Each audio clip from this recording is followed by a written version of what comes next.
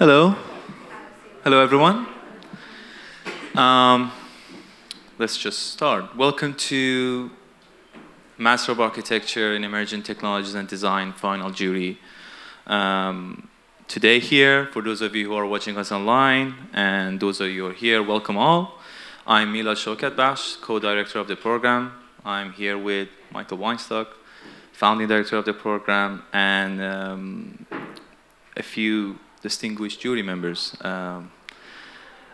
We have Anna Font with us, head of learning from AA, Architectural Association. We have Barbara, who is an EmTech graduate back in the day and running the digital team in Populous, associate principal. And we actually collaborated with Populous this year for a project we built in Bedford Square called Densiflora.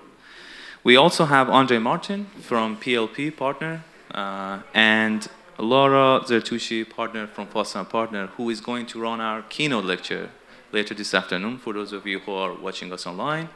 And those of you here, please join us. Without further ado, I would like to invite our students here to present their projects. Thank you. Good afternoon. This is Abhijit, Sonali, and Rutuja. We are Team Elasticity. Varanasi, known as the religious capital of India, has a rich heritage and cultural significance. As one of the world's oldest cities, it draws tourists and pilgrims from across the globe. In 2021, the city recorded a floating population of 55 million, with peak numbers observed during the season period of July and August. This significant influx has been a driving force behind the rapid urbanization of Varanasi, contributing to issues of densification. Kashi Vishwanath, the most visited temple, lies within very close proximity to River Ganga. In a rush to qualify as a UNESCO World Heritage Site, the redevelopment incorporates facelifting strategies that are far from the identity of Varanasi, very much away from the social and environmental requirements of the context with permanent functions. The annual temperature predominantly lies within 32 to 38 degrees, having excessive humidity levels with short winters, categorizing it as a hot and humid biome. In this dense fabric with climatic extremities, we question whether such newer developments with disproportionate open-built ratios align with the character of the city. The large number of visitors are accommodated in rest houses. Death homes, being a unique typology, is inhabited by people seeking salvation.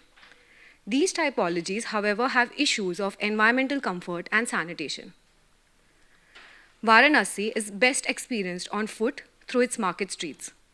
They provide a dynamic visual experience that enhances the overall journey through the city.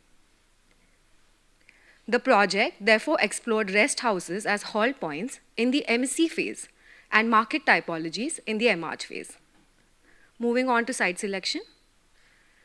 Zone 2 is next in line for redevelopment and was taken as a case scenario for the project.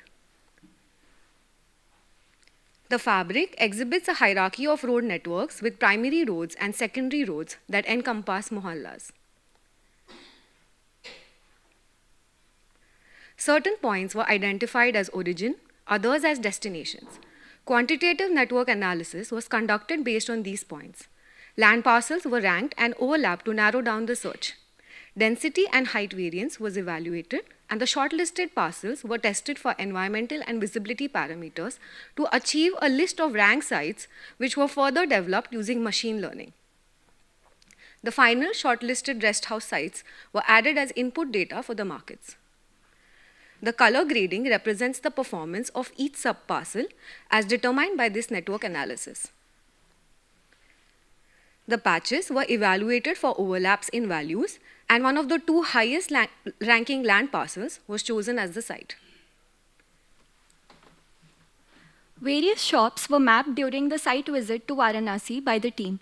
A juxtaposition of scales and a gradients of permanence with pop-up shops, carts on wheels, medium and large permanent stores was observed.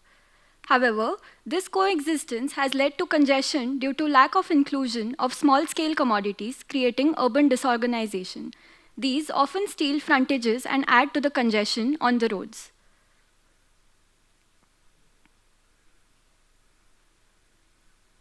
Attractiveness was estimated based on the number of people likely to visit a particular shop.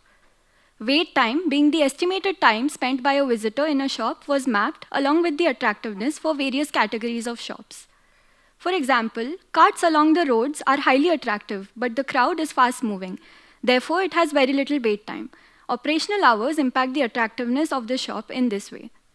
A crossover of scale, time of operation, attractiveness, and wait time became the input data set for the following experiments. Within the selected site, various scales of shops were mapped.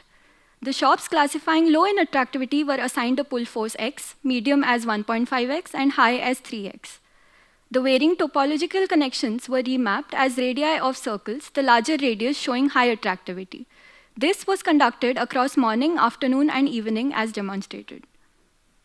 The overlapped maps showed maximum attractivity along the highlighted road. And a pedestrian simulation was conducted, assuming various age groups as agents, their wait times and walking speeds determined. The zone with the highest sociability was considered as a case scenario. This map illustrates all the indicators marked ranked sites for the three typologies. So what do we mean by elasticity? At a global scale, elasticity refers to a data-driven system for interventions. At a regional scale, adhering to the space syntax theory, convex spaces were made to create pause points. Inclusivity of scales was considered to avoid spillovers by careful spatial reorganization, and connectivity to the markets is made easy for the locals. Adding elevated open spaces in the dense fabric, functional adaptability that allows for future growth further added to the concept of elasticity. At the local scale, a kit-off part system ensured quick assembly with physical elasticity achieved through dynamic architectural elements. Moving ahead to the morphology, since the influx affects both the typologies, we would first like to give you a brief overview of the MSC phase. Design objectives were laid out to assess proximities, open spaces, and environmental parameters. A multi-objective evolutionary experiment was conducted to achieve functional adjacencies as illustrated, and a special emphasis was laid on the open courts to enhance social interaction.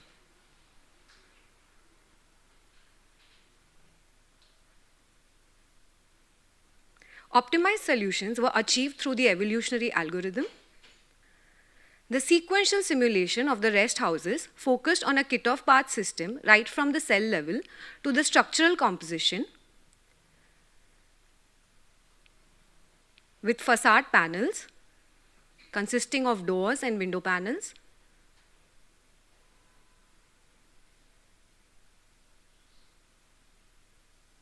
and the roof.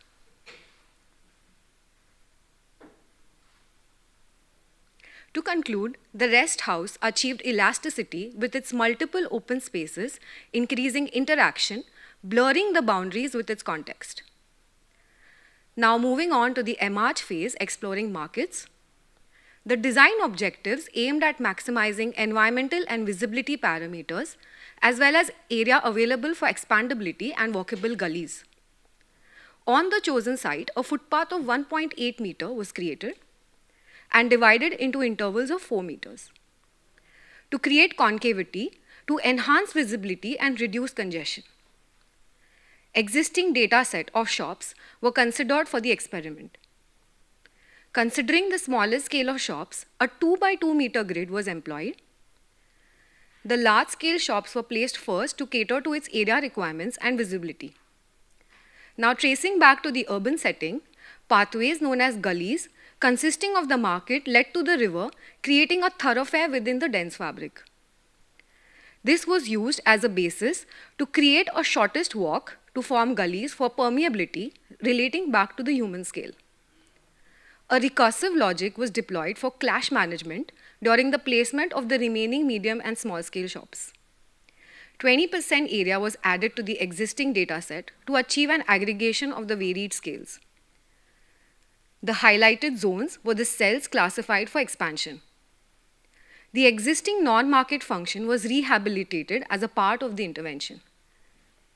Optimized solutions were achieved through the evolutionary algorithm. The morphology for market that exhibited a mean value across all the design objectives was chosen. Lux levels measured during the site visit exhibited a stark difference, thereby resulting in human discomfort.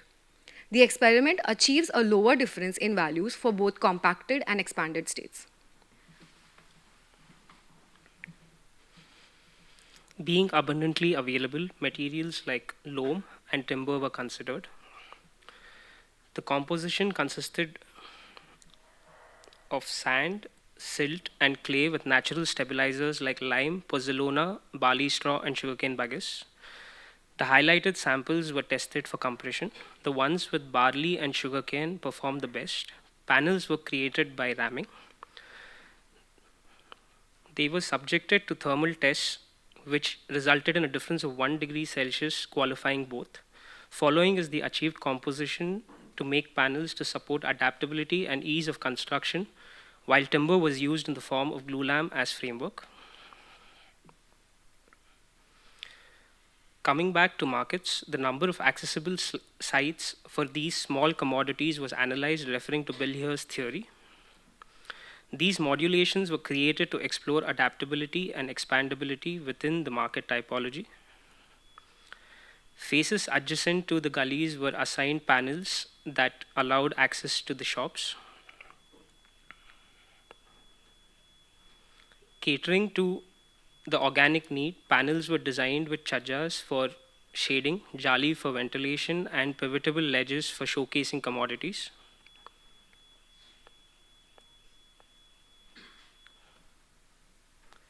There's an interesting play of levels accommodating diverse functions.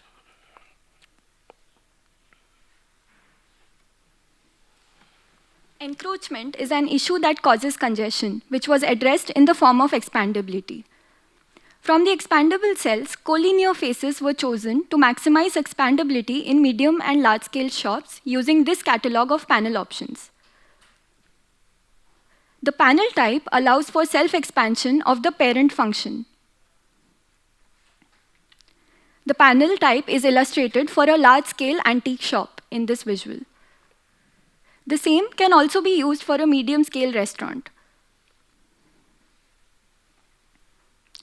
A center pivoted partition allows for child functionalities, whereas an end pivot allows for area enhancement, which can be open or semi-private. This is illustrated for a flower and a food shop. This modulation allows for both parent and child functionalities to expand depending on the angle of opening. Ledges can be opened even in the closed state. This has been illustrated for an apparel store. Similar to the previous, this system creates different kinds of enclosures.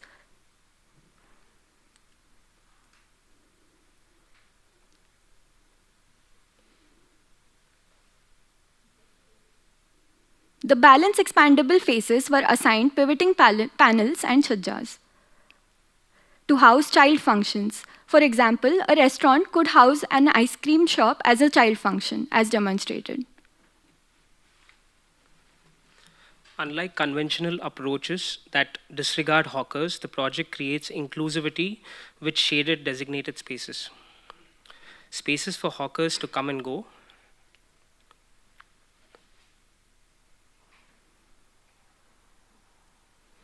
The overlapping scales of a large scale against pop-ups retain the essence of the streets.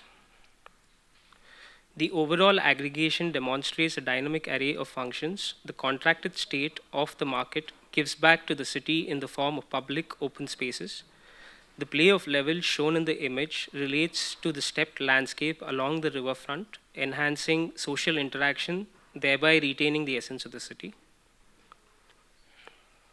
Therefore, increasing the sociability within the markets verified through a pedestrian simulation. A combination of pre-stressed column and tension members was created with an aim to minimize the structural cross-section. The framework attains rigidity by inducing pre-stressed elements to resist lateral forces and moments, thereby allowing for larger spans. The member sizes of glulam range from 75 mm being the columns to a maximum of 250 mm for the depth of the beams. The metal rods of 20 mm were used for pre-stressing the system. An FE analysis was conducted on the aggregated system for a live and dead load of 18 kilonewton, resulting in a deflection of 4 centimeters.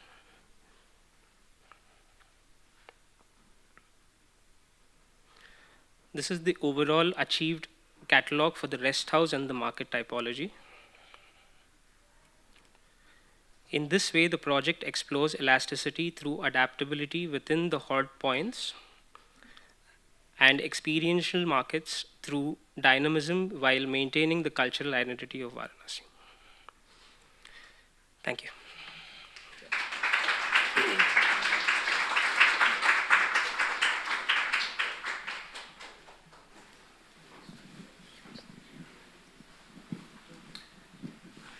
Yeah, so thank you very much. This is a kind of a tour de force presentation. I don't think I've seen a presentation delivered so precisely at such a terrific speed. So well done for that.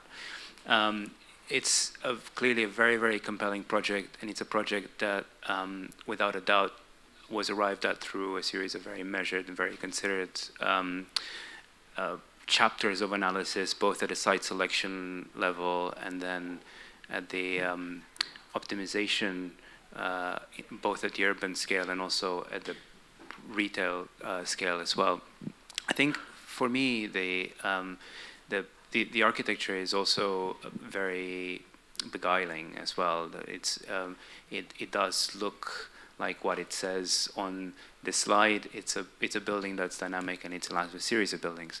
I think I would like to dwell more on the project to understand it a little bit better. I was hoping to actually have a bit more pause for some of the slides because they conveyed a lot of information, and I tried to kind of keep up a little bit with kind of what was being said. I think. For me, it's also a question of the architecture itself, and perhaps a way to begin to dwell a little bit more both on the typology to understand what happens inside. The envelope is very, very well presented. And you can see it, but the inside remains empty at the moment, and we have these boxes, and perhaps that's the conceit of the project, and maybe we sidestep the interior to really spend a bit more time on the envelope, but I think a more careful consideration of the interior would help to balance things out. I also really like but again, it was very, very quick, but I like the conversation on the materiality and how you are perhaps proposing to build this as a kit of parts. But one thing I would like to know a little bit more about is this idea of how does the material palette and the inherent strength and weaknesses of that palette lend themselves to this elasticity, because the elasticity implies constant movement under stress. There are people walking on some of the panels. You have people sitting on things and so on. So there's a lot of stress applied to the structure. And it'd be good to see how the material and also some of the structural strategies that you've considered help to mitigate those stresses through this kind of daily use under fairly, presumably harsh conditions. Yeah, but other than that, I mean, again, the images are really, really interesting and very, very helpful. They do stand at a bit of a kind of a contrast with the images from the site. So the images from the site and the images that you're proposing are very, very different. And I mean, obviously that's to be understood. You have the sterility of the renderings. It's very, very difficult to kind of compete with the richness of the street life. But I think that maybe goes back to this kind of idea of how these spaces are used. And I mean, from what you've shown, every single square inch is kind of capitalized on, right? So it'd be helpful to see how your envelope responds to that.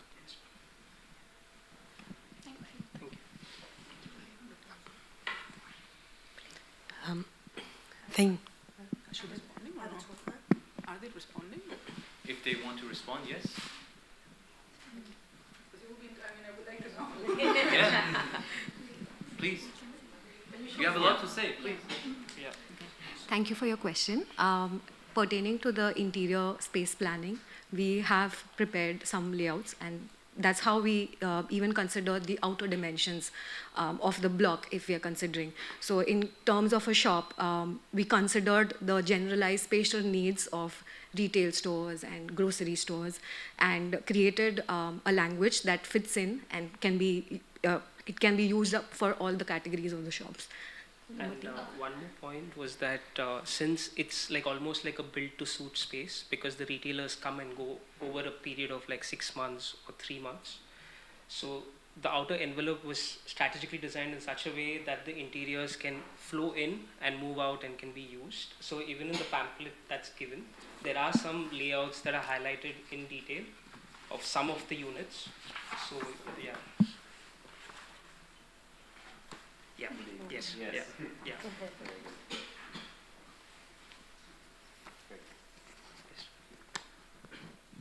Well, thank you for your presentation. It has been really lovely. I will agree with Andre. It is quite amazing to see the level of detail you have arrived from the city up to the point of the kit of parts and how this is deployed in a city context. I really liked personally the selection of the title for your dissertation, elasticity, and the idea that it creates this kind of expansion and contraction spaces. And of course, the connection of that to the transient population that comes in the Varanasi city.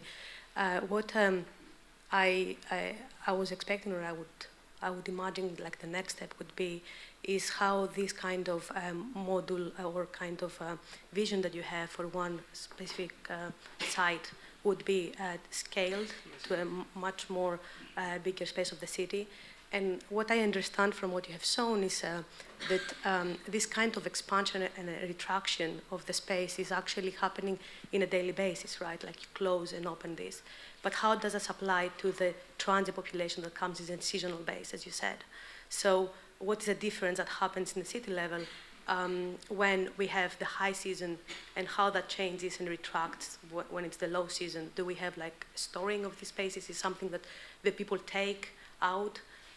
Does the government help in kind of creating this kind of policies, like in a more realistic like scenario, right? Because of course, if we think about this kind of very vibrant streets, which is very similar to how we say the hoarding of a house, right?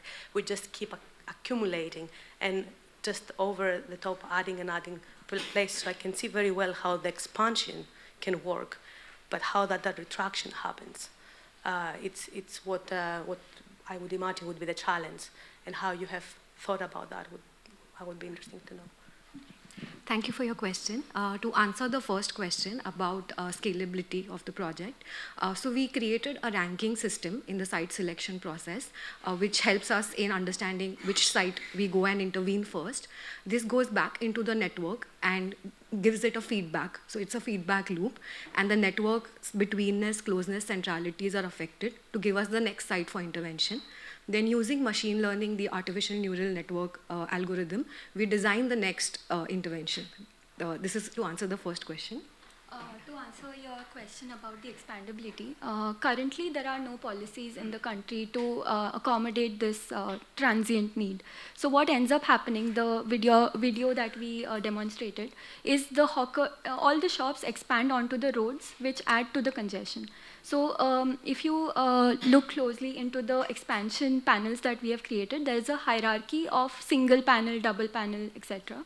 So on a seasonal basis, the double panels would be the ones getting used for the maximum footfall months, which is July and August.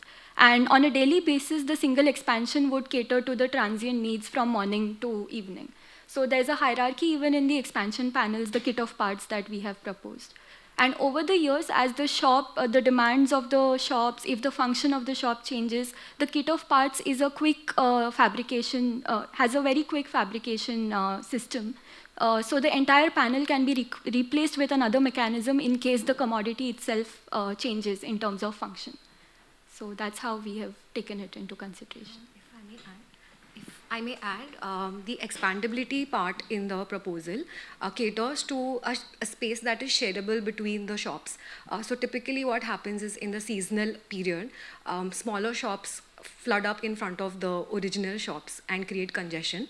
But with the expandability, that space can be shared between the shops, and when it's not required, the open space is given back to the fabric.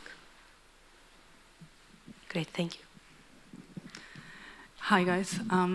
No, I have to congratulate you because it was really a very smooth presentation and very deep. I had to make an effort to follow, not in the sense that it was unclear, but more that it was kind of raising the bed.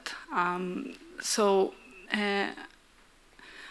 comment kind of sits in between both the previous comments, because I've been thinking of what is the relationship between the map and the prototype. You do a lot of mapping, and you describe a lot of the behaviors, mostly human behaviors that are in the city. Then on top of that, I wonder what is the relationship between the frame and the envelope, and this folding.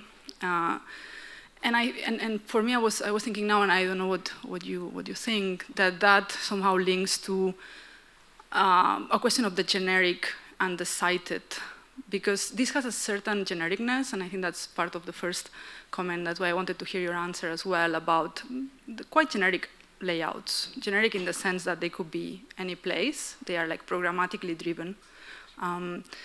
But then at the same time, there are very much cited moments that have to do more with the folding of this sort of little trays of sitting, right? So yeah, I think that's how I'm kind of interested in the project in that way. I mean, in many other ways, but as a friction, as a problem that you're generating of how to intervene to a degree of the generic and to a degree of the cited, and how that relates with your methodology. Because the moment of the map, sometimes for me, it feels like, okay, somehow now you understand, but understanding is just the first step, right? Then what do you do with that understanding? You only enhance it. You enhance what is going on, but that lacks a bit of problematization, it seems, because it carries on, I don't know, problems of density, problems of other problems that you mentioned a bit less. So I thought that the prototype could come to generate problems on the mapping. That doesn't fully happen, and I think perhaps it's an open question. It will be for other projects as well, because it's part of how the method kind of goes from analysis to proposal in that vector, and it doesn't come back. But yeah, I feel like when I then get nuanced, and that would be one part of the, let's say, critique in the sense of propositive critique. And the other is that when I see the relationship of the frame has 3 scales, and then 3 iterations of aggregation, no? It can be 1, 2, or 4, and it jumps. So it's like 1, 2, 4, 8, 16, I guess. So it's an incremental aggregation. You cannot add 1 and 1, 1. You have to add incrementally. What does this mean? Like, that's very interesting. Why? What do you mean by that? And then also it has sizes, which I kind of honestly disagree in a way. Like, if you are aggregating a module, I don't know why you have sizes. But anyway, that would be another thing. And then I look at it, and then I'm like, and I'll arrive to something, but this which is more of a question. How many times can it fold? Why? The problem of the hinge. The hinge is like the relationship with the frame and the folding. There is the hinge with the frame, and then there's the internal hinge of the folding. And I think that is still, I mean, to me it's a bit positivistic, like it can do anything. What are the limits? I think it's great that it has limits, no? That things that it cannot do. And that's what I relate to the site. Because if the generic makes it, it can do anything that you want, and that promise. Mm. But that promise, it has no friction. So what can not do, and how that relates to the site and to the culture of the place? That would be like the meta questions that I have to answer. But. Actually, if I can just follow up on that, because what's really interesting, again, it's reducing this entire exercise to the problem of the hinge, and I think it's really about that, right? And also just not just the panels, but also some of the tensile elements. The other just quick comment that I was kind of puzzled by just looking at the animation, is the ground. Because the ground has a level of fixity associated with it, both in terms of the material illustrated here. There are tree pits embedded in some of the steps, and it looks like a very unchangeable element. And in a way, maybe the flexibility of this kind of very hyper flexibility of the lightweight structures above is maybe hampered or overly constrained by a very fixed base. And I wonder whether, again, if there's time, and I'm not sure if there is, but to maybe also consider this slightly artificial topography that's implied here in a way that's also modular and movable as well, some of the steps, and even things to do with maybe possibly repositioning the trees as well, so the tree pits can also be mobile maybe and move around. And then just going back again to maybe possibly aiming towards erasing some of the differences between these images and the context. Obviously, we spoke about the ground and every single square centimeter is mobilized, but I think that also applies to the vertical surface as well. And at the moment, this feels like a kind of a high-end sort of shopping district, with a lot of empty space, and you kind of luxuriate in the fact that you have all these empty surfaces to look at. But probably in reality, you'd use the vertical canvas of the building to display things, and so on. So that can also maybe expand the repertoire of these foldable elements to also act as display surfaces and things like that. Maybe make it even more elastic. Does one respond? Thank you.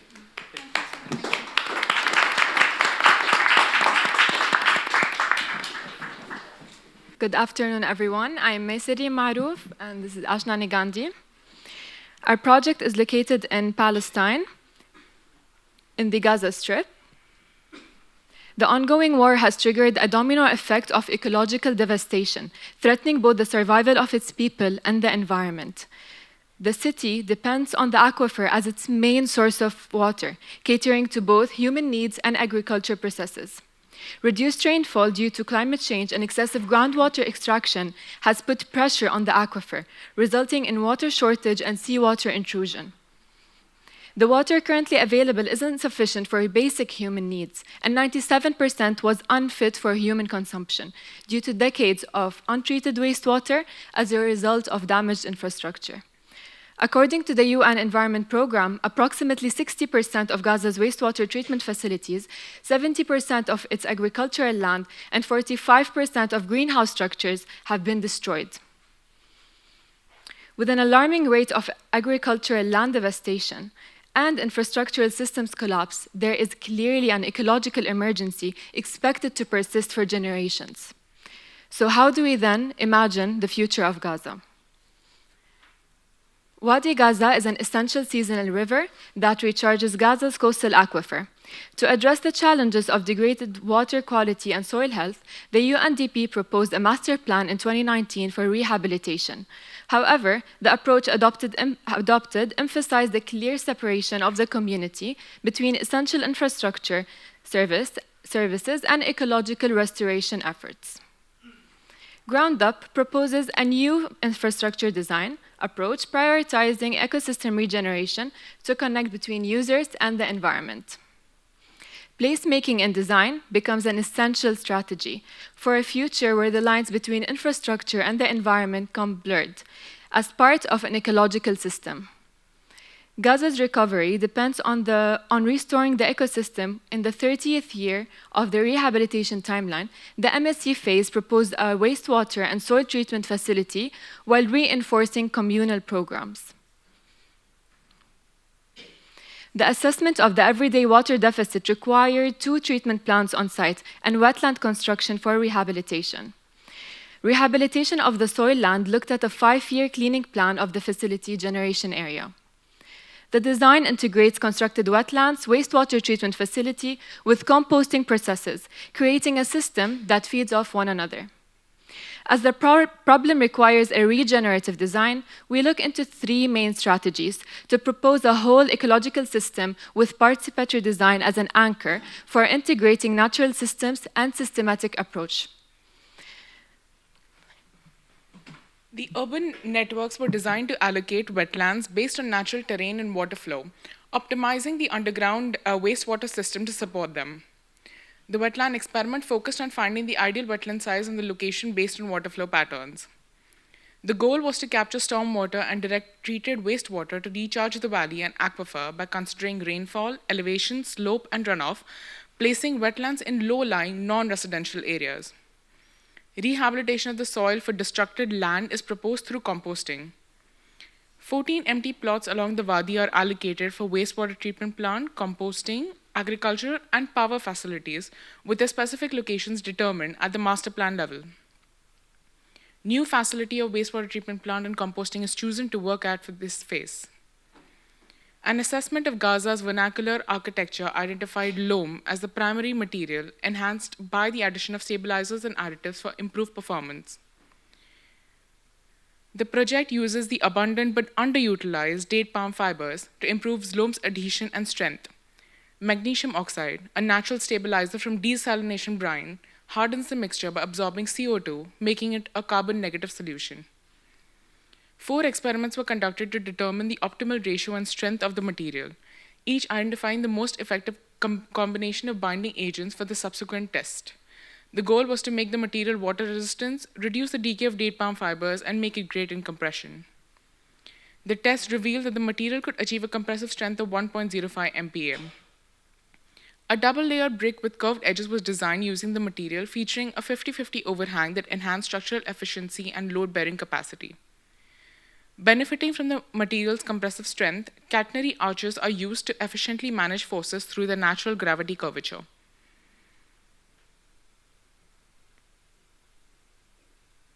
A grid system of 1:1:1 ratio under aggregation ensures even load distribution. This arc logic informed the design morphology. The building placement on site was determined by various zoning factors and environmental factors. Informed by the catenary grid and its relationship to the wetland, the design forms a cohesive system fostering shared ownership and a deeper connection to the land. The site highlights the integration of building, water, and land, serving as a foundation for the EmArc phase.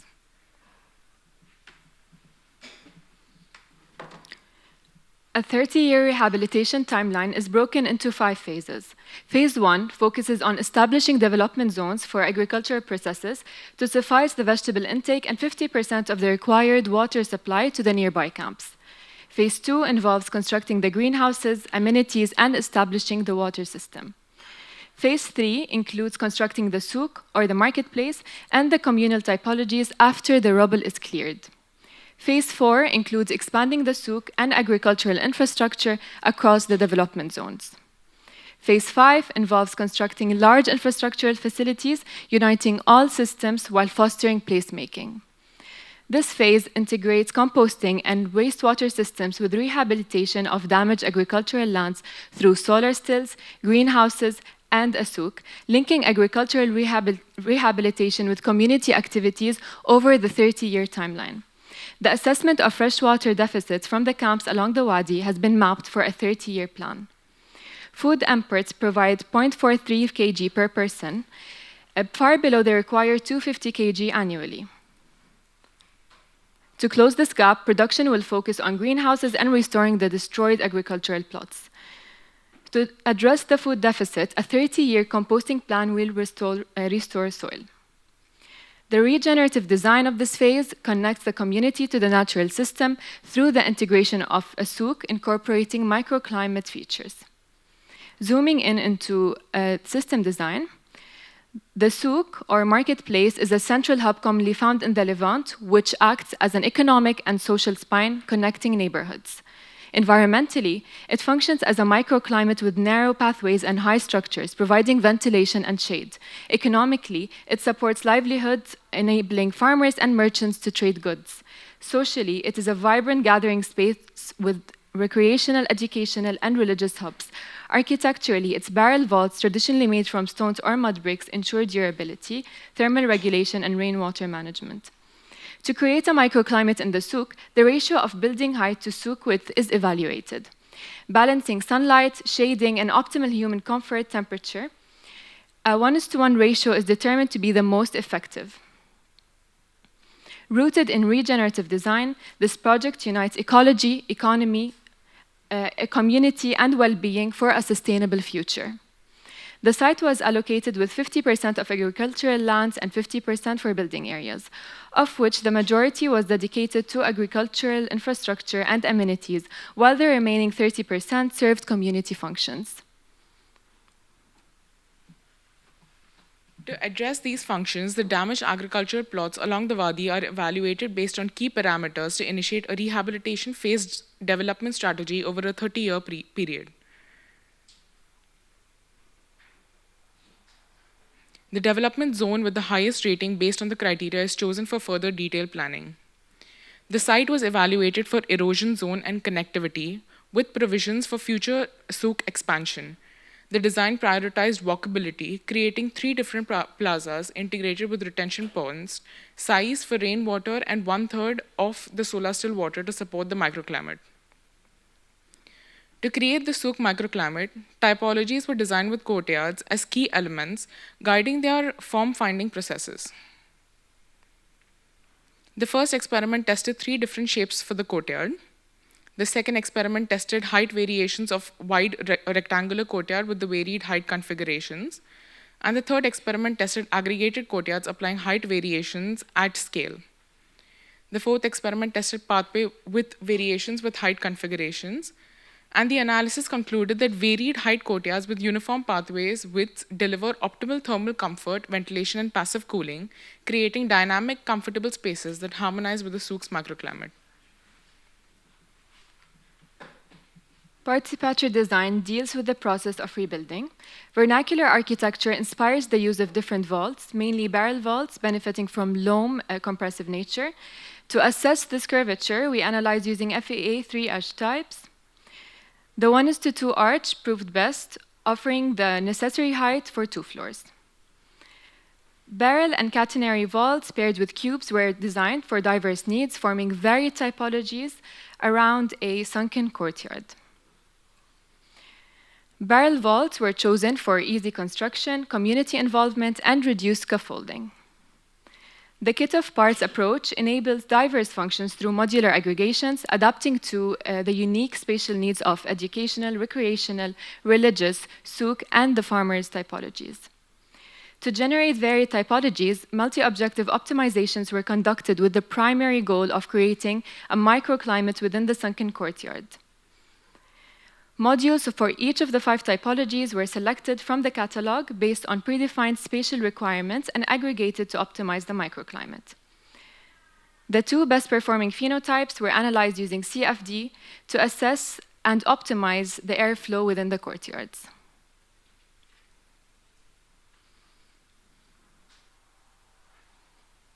The recreational typology features open spaces for social interaction, leisure, and multi-use activities. The construction of these typologies involves scaffolding with wire mesh to support the bricks, clay jali for ventilation in dingy spaces, the brick in the MSC phase to form the structure. And the construction process for these typologies are simplified, allowing the locals to participate and build structures easily. Compared to a traditional greenhouse, the project utilizes bricks with inherent thermal mass, enabling year-round temperature regulation by absorbing heat during the day and releasing it at night, contributing to a cooler and more stable internal environment, while the greenhouse uses a simple design to maximize flow of materials across the site. 4 objectives involving spatial relationships and date palm mesh for UV protection were evaluated in a multi-objective optimization, with generation 19 individual 0 acting as an average of fitness rank, serving all objectives equally. This morphology is further evaluated and staggered on a larger aggregation scale to form open spaces. The greenhouse design has 4 layers of construction. In the first 2 years, to necessitate the urgency of the situation, plastic sheets with date palm mesh is proposed, creating greenhouses faster and on a larger scale. After 2 years, the same can be replaced with polycarbonate sheets and aluminum framing. To integrate and harmonize programs, the design seeks to blur the boundaries between built environment and natural environment, creating an integrated systems approach. The number of greenhouses in the entire zone are based on the area of each of the zone, aggregating 30 greenhouses across the entire site. Using the various optimized modules for site aggregation, a balance between sunlight and shadows along with UTCI is taken as an objective. The final phenotype chosen is evaluated for UTCI. The UTCI as mapped on the hottest day and the coldest day shows that the design could achieve an average of 4 degrees drop from the surroundings. This is further layered on with trees and water channels to bring down the temperature.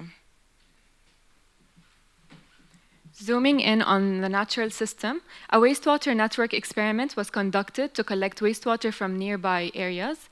The design minimized network length, ensured proper slope, and reduced overlaps with water bodies.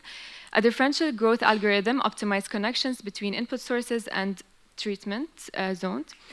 The final design revealed the multiple key intersections for wastewater collection on our site, converging into 4 primary lines directed to the treatment facility.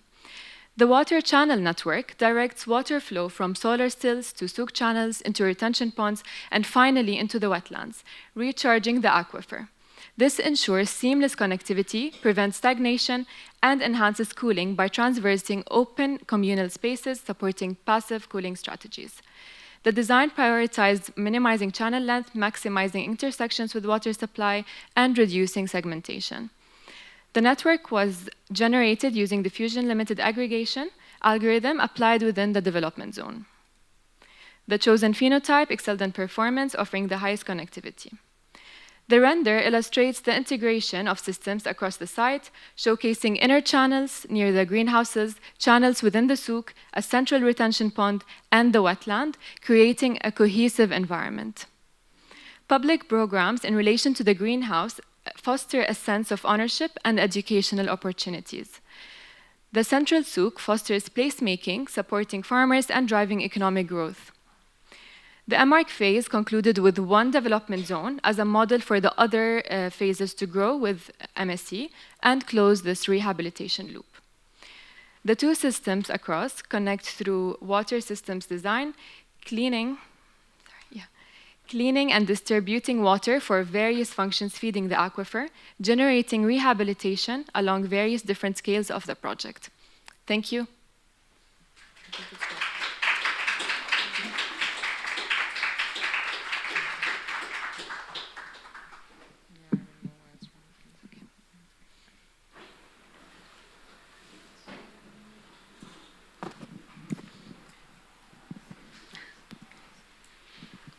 Thank you. Hello? Cool. Thank you very much for the presentation. I really applaud the fact that you took this kind of sensitive topic as a part of your dissertation. I also like the fact that we're talking about the regeneration of a space that is a post-war space, and this is not only relevant to Palestine, of course. We have Ukraine and so many other wars happening at the moment in any case. So that's quite commendable.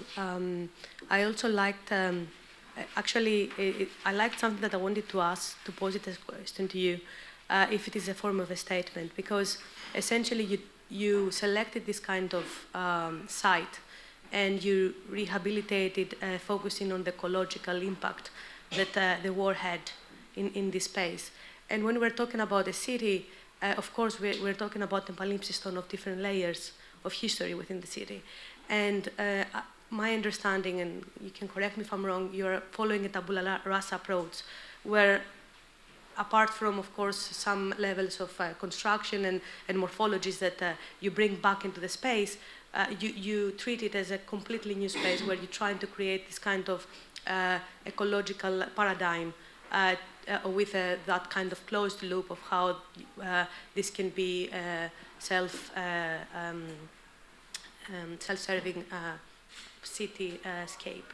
And I just, in my mind, there is this question always when we have a big destruction in a space, be it a war or a natural disaster, what we come back to reconstructing this space? Is it something that we're trying to bring back the memory, so there is this kind of memorial part that we want to bring back, or is this something that we want to integrate within the city, how this connects to the adjacent neighbors, or we just completely differentiate ourselves and just create something that is a paradigm for the future generations in terms of sustainability and a resilience of people.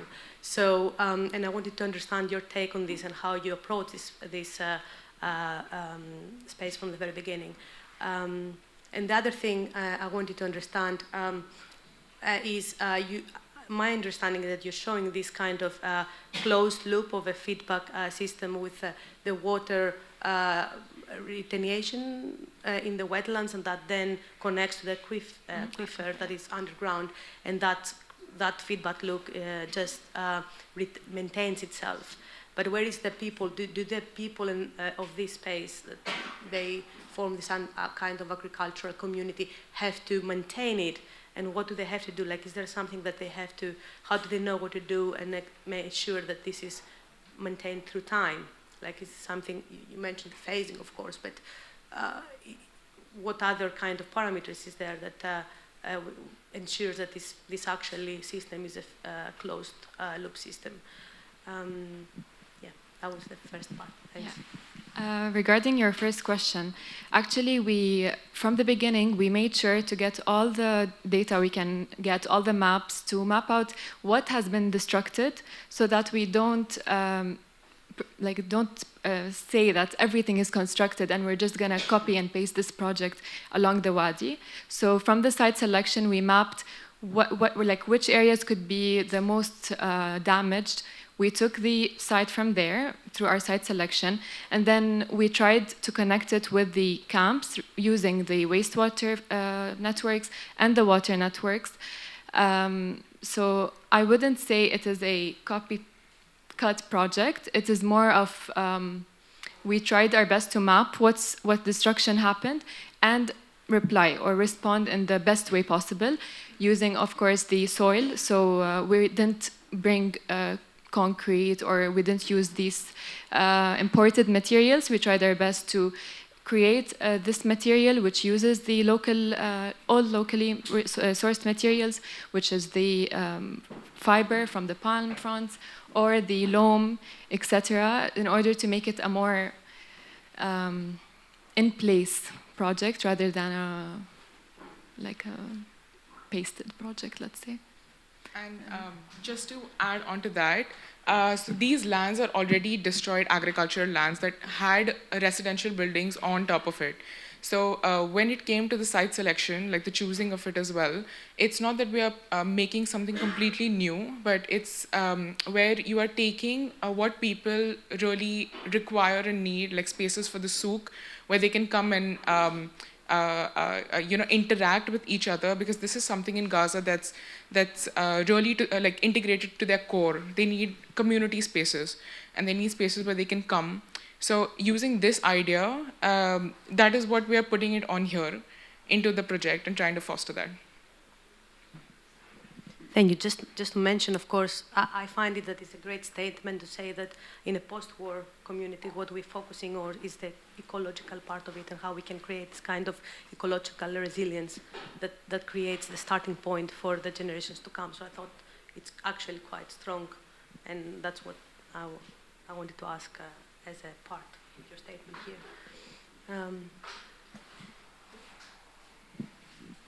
Hi. Thank you for the presentation. Very interesting subject, very relevant as well. So congratulations for that.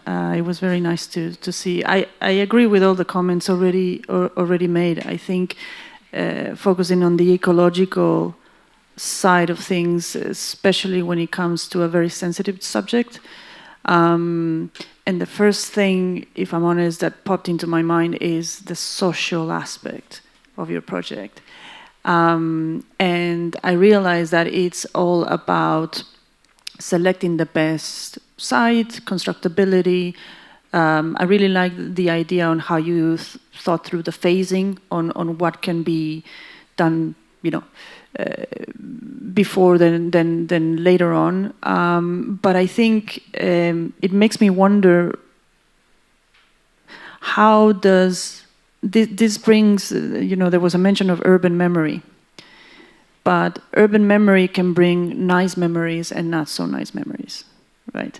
So I think that the social construct that what Gaza was there before, how can you actually, and it's a very difficult task, I'm aware of that, that what people think, what would people, let's say, inform to say, I remember this, I remember that, this is actually the Gaza's DNA, or used to be.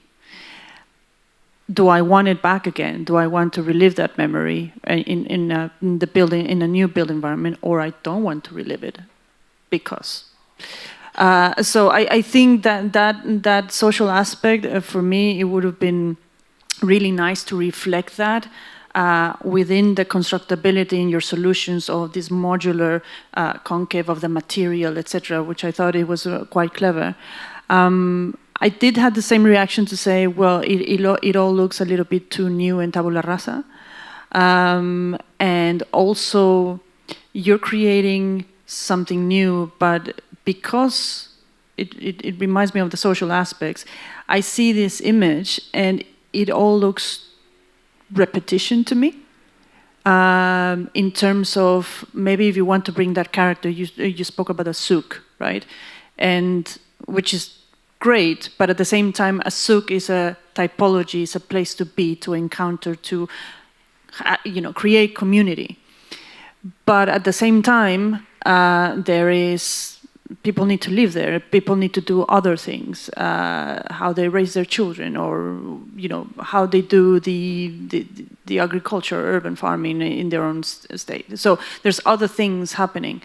So I would have probably, one of the ideas is that in your modularity, try to come up with different typologies that could reflect or resemble the character that used to be Gaza, and not so much to say, okay, this is where we're going to be, all the lines of buildings that really looks more of the same, of the same, of the same. I think that would be my only reaction to it. Aside from that, I think it was a very nicely presented, very nicely drawn, and again, congratulations on the topic and to choose something like this. Thanks.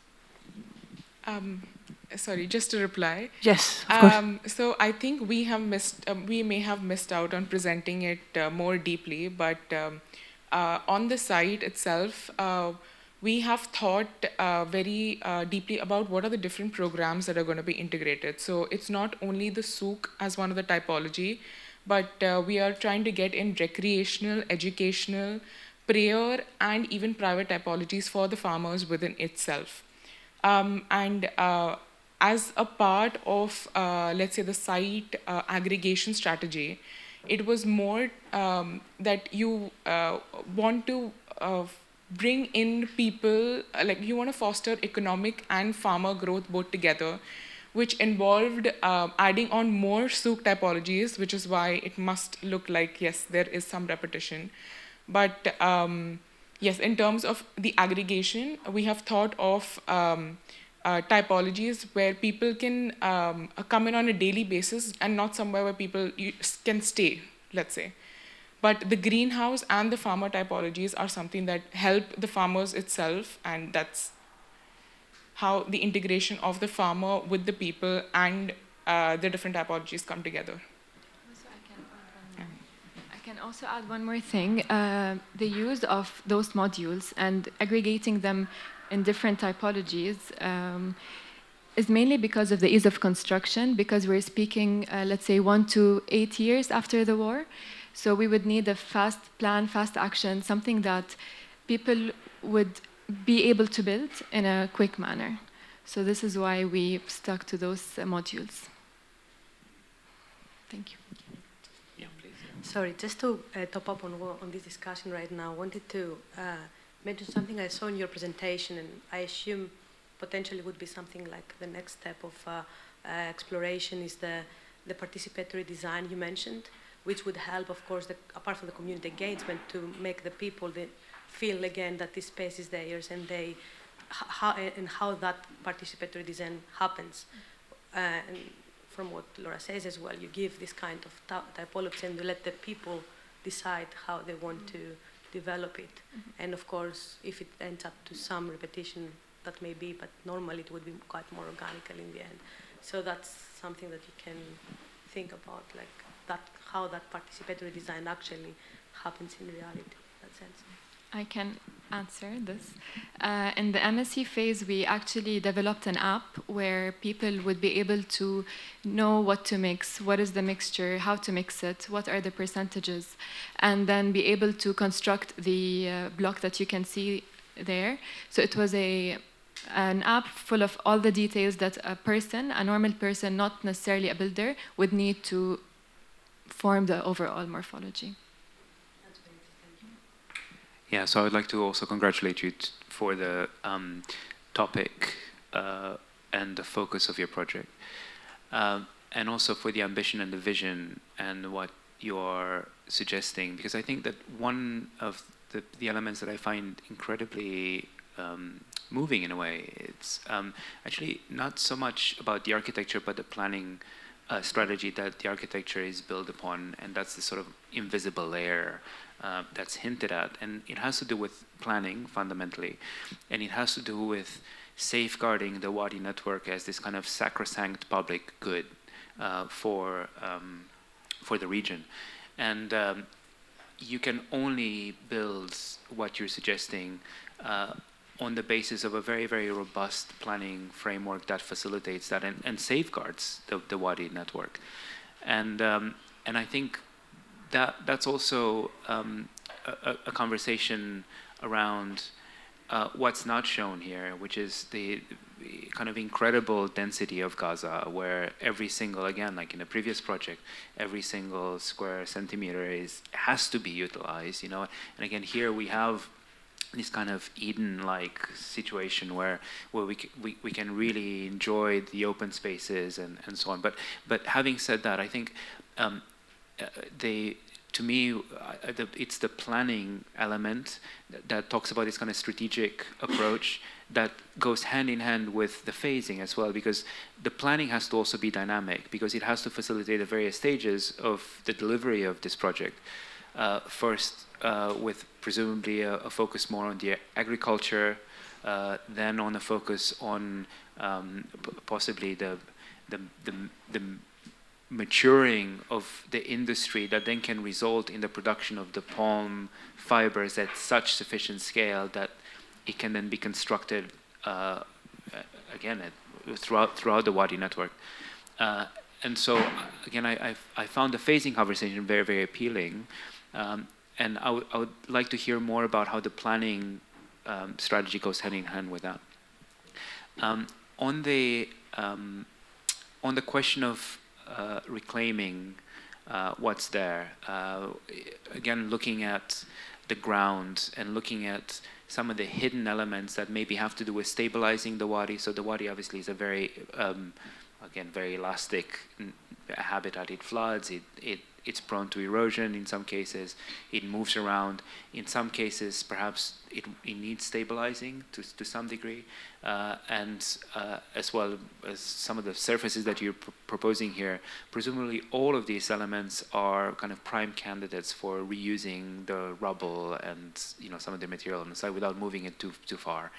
So I think that's kind of, it lends itself to it. And then I think that one of the things that would be really interesting to sort of talk about, again, at a kind of a strategic level, is to introduce some ratios. Because you spoke quite convincingly about the quantum of foodstuffs that's required to enable or to service an existing population or anticipated, hopefully growing population. But it'd be interesting to see how that translates into land allocation and and that then will go back and basically sort of say, well, actually, the reason you see so much empty land is because it's not empty. It's actually it's very hard producing land, and it does all of the things that we spoke about. But at the moment, there's perhaps as maybe it should be kind of an overemphasis on the architecture, but it's the kind of the land that enables it. I'd like to hear a little bit more about that. Not necessarily now, but just as you put everything together. I understand you have 2 more days to reflect on it. Possibly, yeah. But again, really impressive project. So thank you. Thank you. Thank you so much. Thank you. Thank you.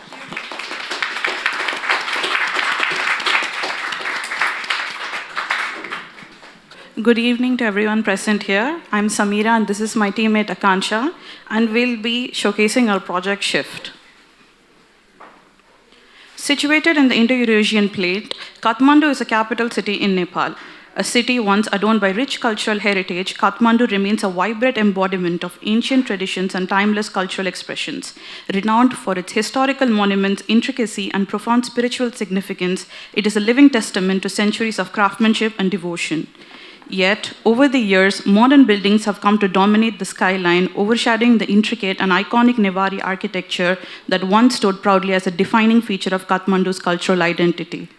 Thus, the question begs as to why is there a monumental shift from such a rich tapestry to this modernized approach? Kathmandu's rapid growth in the global arena has led to a population influx causing spatial inadequacy and putting pressure on infrastructure and resources. The increased demand for building materials, coupled with limited economic resources, has resulted in shortages and the use of improper construction methods compromising the quality and safety of new developments. As a result, during a natural disaster, the use of improper construction techniques caused buildings to collapse, leading to loss of life and significant environmental depletion. Thus, the aim of this project is to address the shift from traditional to modern construction by resolving issues related to the inflexible and brittle nature of RCC modern buildings. It seeks to incorporate Newari elements to preserve cultural heritage while enhancing design adaptability and increasing seismic resilience.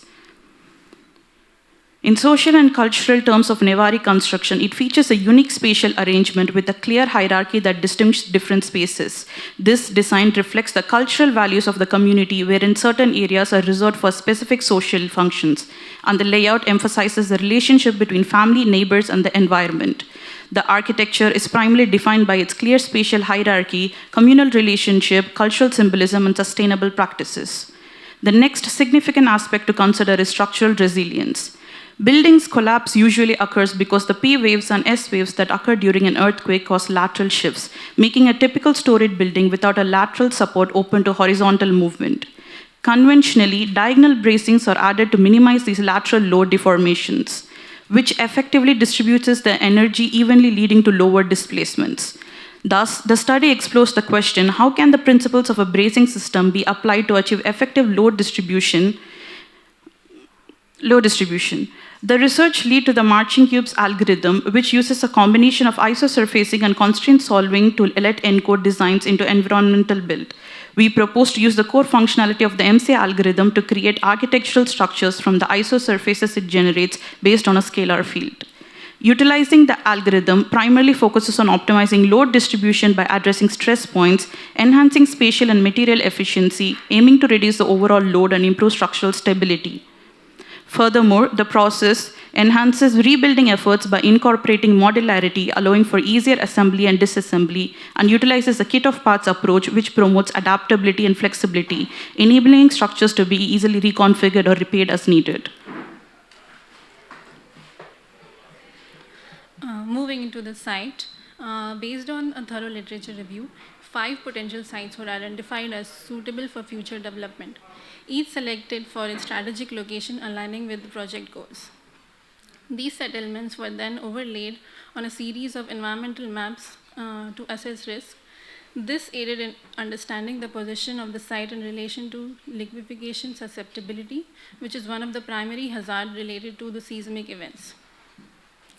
Its strategic location near the historic Patan Darbar Square serves as a key transit point to emerging urban developments, further solidifies its suitability for the future development. Hospitals and fire stations around the sites were identified, providing key reference points for establishing the main vehicular access routes to the site, ensuring efficient emergency response and connectivity. This established the main access points to the site. Identifying the area, the first priority was established to the open and built zones. A custom CA algorithm was set up where circles measuring 30 meters in radius were packed onto the site.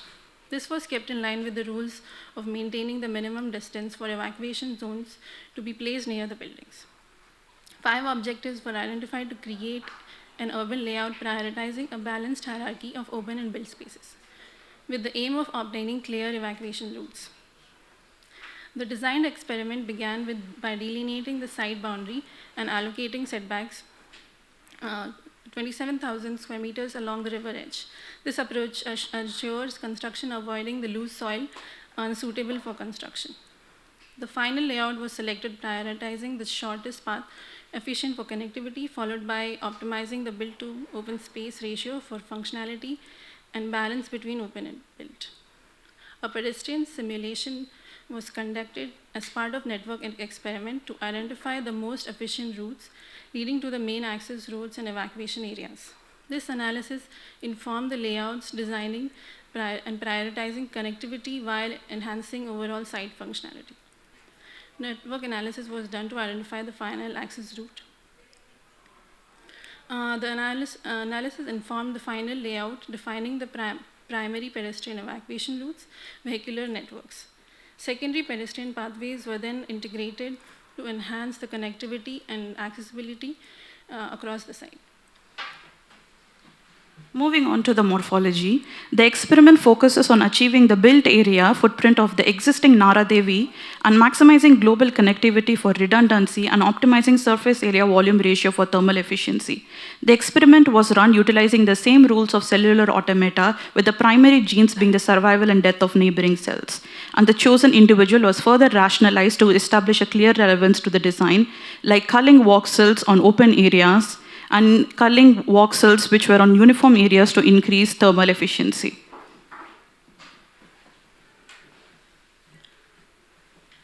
Machine learning was used to form clusters based on 70-meter evacuation distance and the number of voxels in each cluster, which were then defined as housing clusters.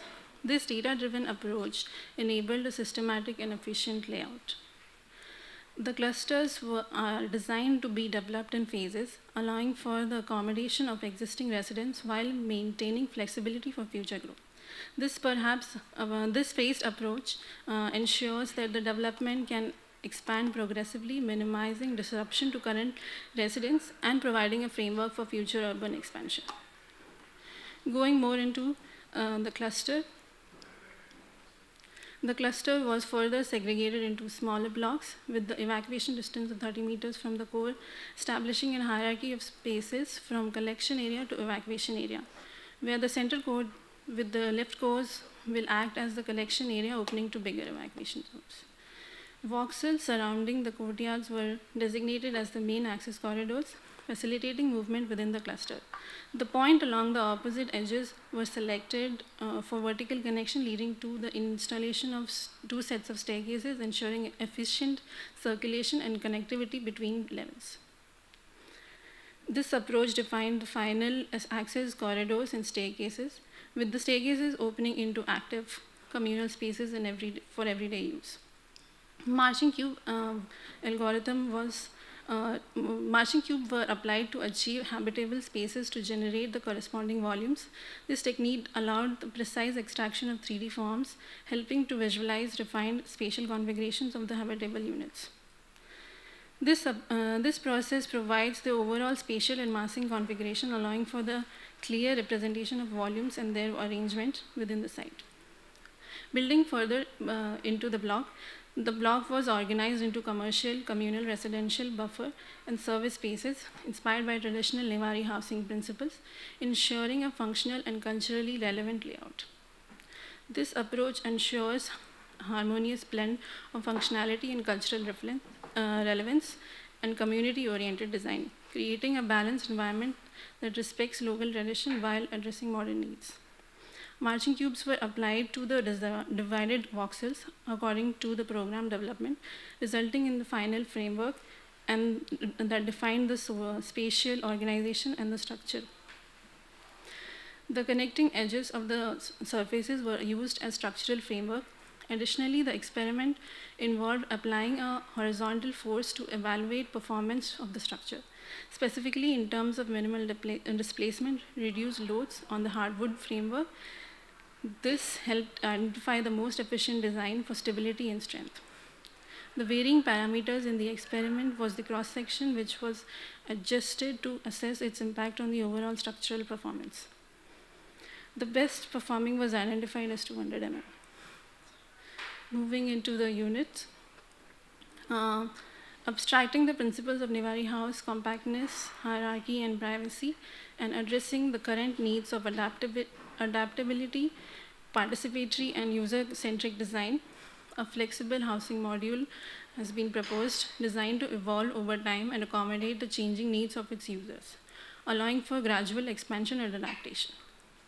A library of options was created, allowing users to select from various modules and configurations based on their evolving needs, providing flexibility in housing design.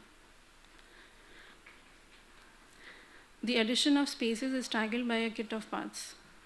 When implemented in the overall morphology, it can grow without disrupting the existing framework. The housing block can change and grow. The current construction method follows a strict linear process, meaning that each phase, design, planning, and execution process in isolation with little to no user involvement. This approach often disconnects the final outcome of the user's needs and preferences. The proposed method introduces an interlinked system where communication is continuously established between the designer, process, and the user. This dynamic interaction ensures that the user's input actively shapes the design as it evolves. An interactive design approach was incorporated through an app, enabling the user to choose from the available housing options based on their specific requirements, such as area, proximity, need of occupants. This empowers the user to personalize their living space according to their changing needs. Moving on to the material, in addition to using a timber frame for the main structure, a biocomposite material has been developed to serve both environmental and thermal purpose. This material is designed to reduce environmental impact by utilizing sustainable, eco-friendly components while also improving the building's energy efficiency. It targets timber in its next stage, primarily from post-disaster and underutilized resources, which is primarily sawdust. In addition to sawdust, jute, a natural fiber, is incorporated into the biocomposite to enhance its strength. The binders were chosen in terms of improving strength, flexibility, water resistance, and thermal efficiency.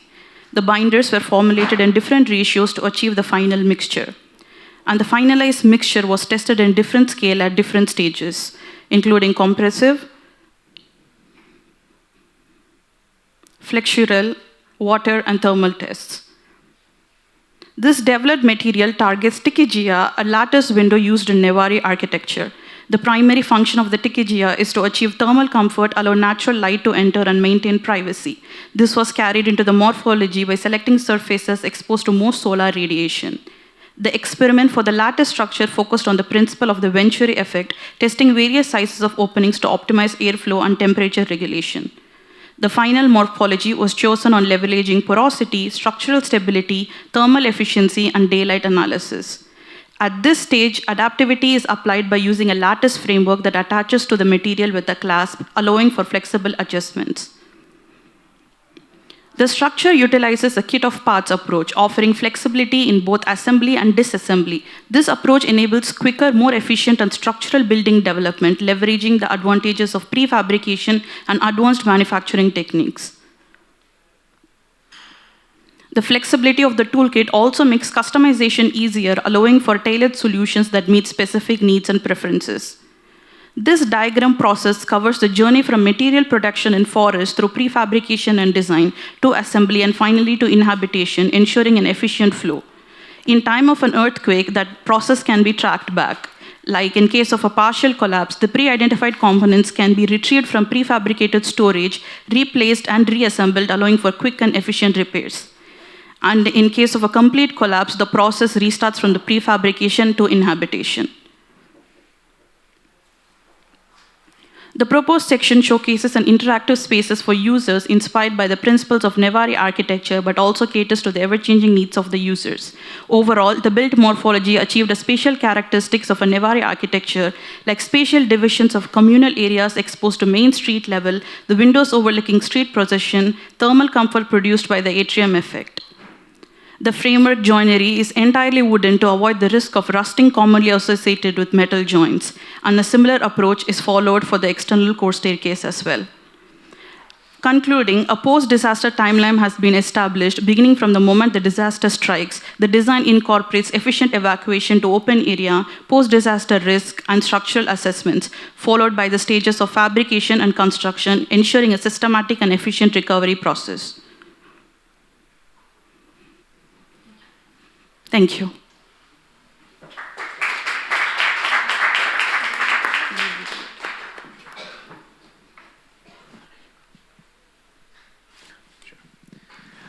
So thank you. This is a really nice presentation and also a very nice evolution of the project. It was really interesting to see further and further layers of detail. So I had questions throughout your presentation, and then they were kind of answered progressively as you moved along. So I think that was really well paced and delivered. I think this is a really interesting project, and I think there. What I really liked are the two things. That one is the typological set of parallels between the existing vernacular and what you're proposing. That goes to a kind of a level of detail where you're looking at placement of windows, where you are looking at empty space versus built space, and so on. And I think and also hinting at this kind of idea of replacing the courtyard configuration with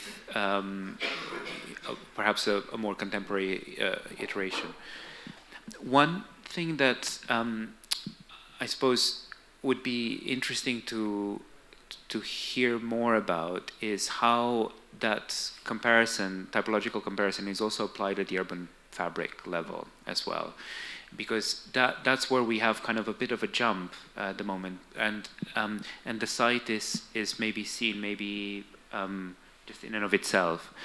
And it would be interesting to see how the street formation also might have something to say in terms of how it's inspired by the fabric around.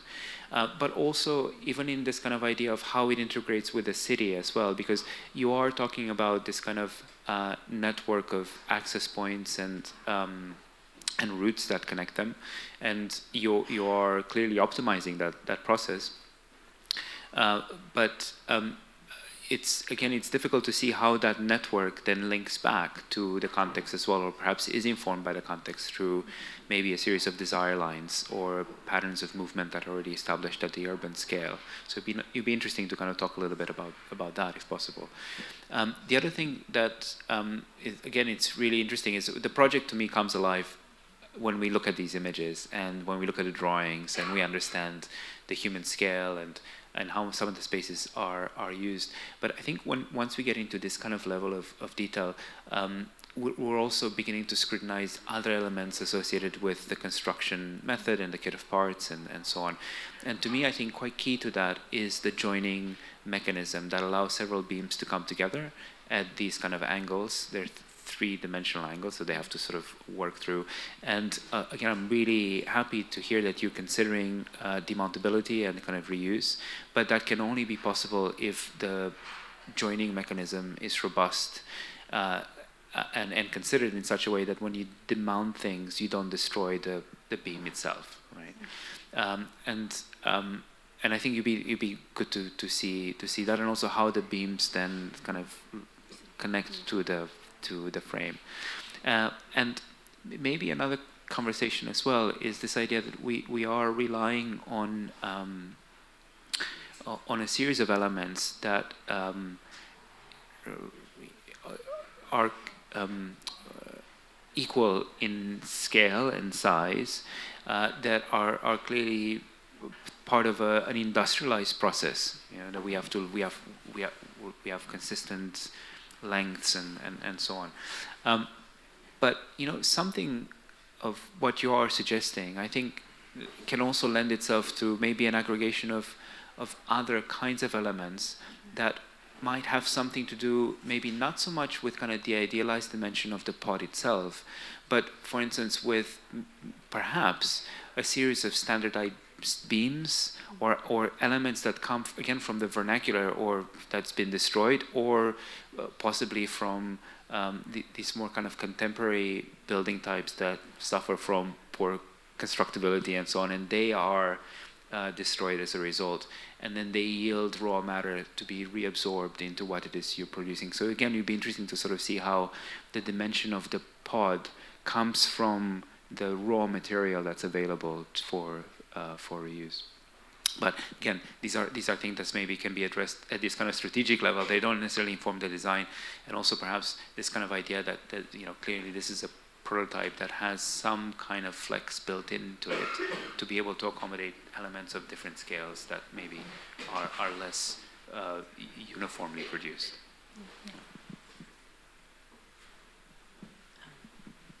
Thank you for the presentation. It's a very nice topic as well, dealing with a natural disaster like the earthquake. I really enjoyed the way that you explored the system that you defined of the framework and the different explorations. Like, that was one of the questions I wanted to ask from the beginning when I read your abstract. So I thought it was quite thorough in that sense.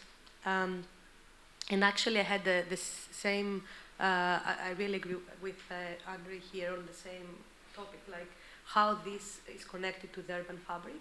Like when you show this kind of phasing approach in your site, I kind of miss, okay, what's happening to the void? So if you see what it was existing before, it was this kind of 1 to 2 stories building, maybe, and then you come in and you have created this kind of 3 to 4 stories configuration, and that means, of course, much less footprint. So then there is all this kind of open space, which it was shown as void, but in essence can be something like a green or whatever it is that you would define in your urban fabric, and how that connects to the existing city, because as you said, there is a lot of cultural heritage here, and that's not only on the morphology of the building, but also like in the cityscape and the configuration of the city as the roads, the organic probably approach of the streets on the ground level. So in some extent, I was expecting, as you were showing this kind of phasing, that maybe you would look into a phasing in height, like maybe I don't know, like it could be something where you have defined what will be the end states of the building, but then you define that in terms of a growth. In the beginning, you have a few levels potentially that start connecting to each other, and then you grow up. Or as I think Andrew also mentioned, it since you have this kind of very interesting connection of 3D pedestrian streets that go all around the building, which I assume is public.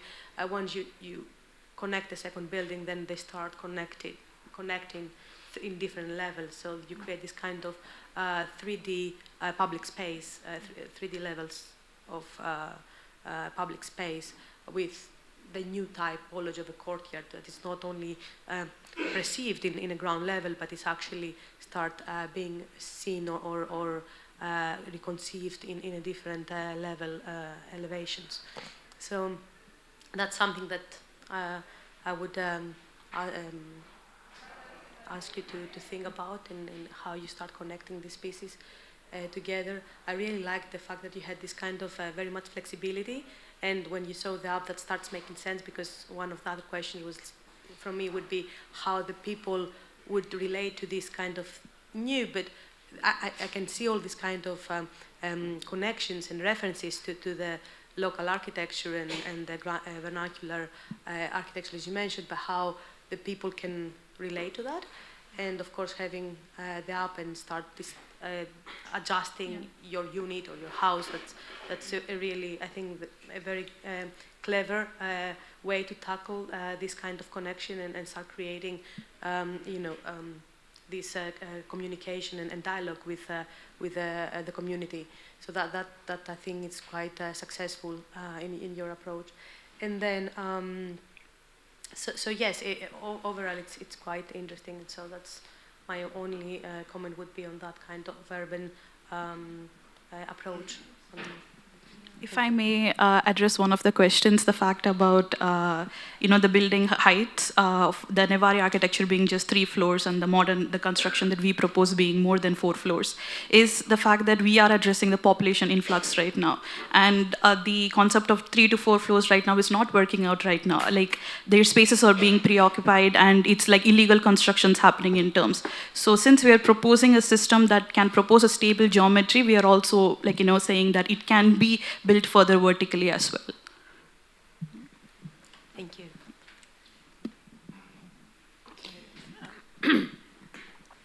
Thank you for the presentation. That was very, very nice. And congratulations. I think I echo all the comments, if I'm honest. I do think that your solution does lack a little bit the connection with the urban story. And it might be nice to bring that or reflect that a little bit into the solutions that you've shown. And as you were explaining, and all these intermingled routes, different levels, etc. First, it made me wonder, wow, this is going to be amazing to get lost, from a wayfinding perspective. But which is not a bad thing. I'm just saying, having that sort of clarity of why the spaces are organized in the way they are and not randomized, and therefore how you program that, why the program it is what it is, and its function the way it does.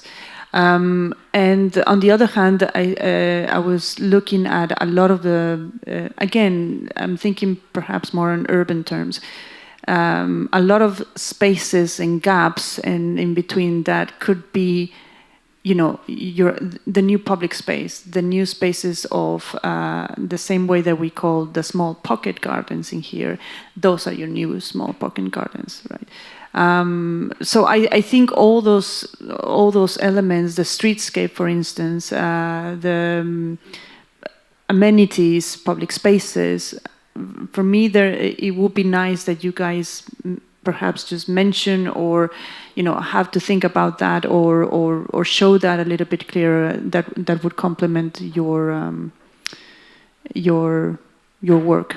So I think for me that's a factor that does lack quite a lot. But on the other hand, I think the solutions and the way you build up the whole system is very nicely thought, very nicely presented as well. So congrats. Thank you so much. Yeah, sorry I missed the presentation, but it looks lovely. Thank you. Thank you.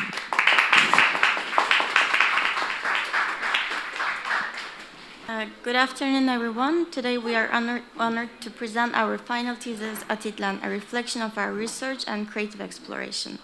Our project is located in Mexico City, originally built on a lake system within a hydrological basin surrounded by mountains.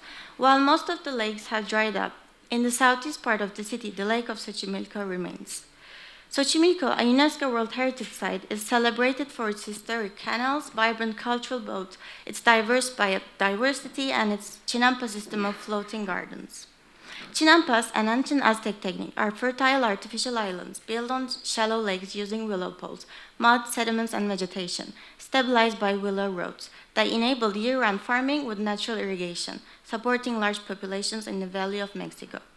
The exacerbated and rapid population growth in Mexico City has led to the expansion of urban areas in the Xochimilco's aqua fabric, resulting in informal housing, poor water management, pollution, and the degradation of its water systems. The Chinampa area in Xochimilco has significantly decreased due to the urbanization, shrinking from 170 square kilometers to just 25. Today, only 17% are actively used, while 25% have been urbanized.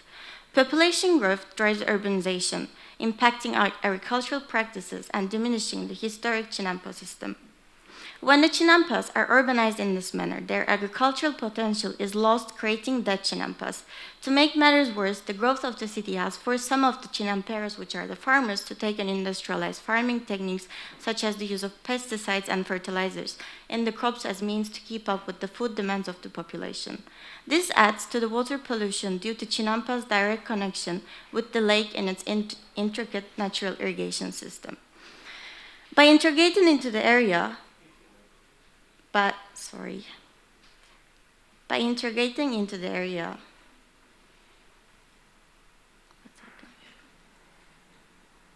no, it's not.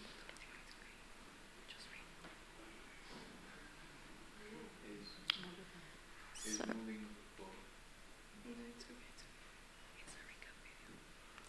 Oh, yeah, sorry. I'm sorry.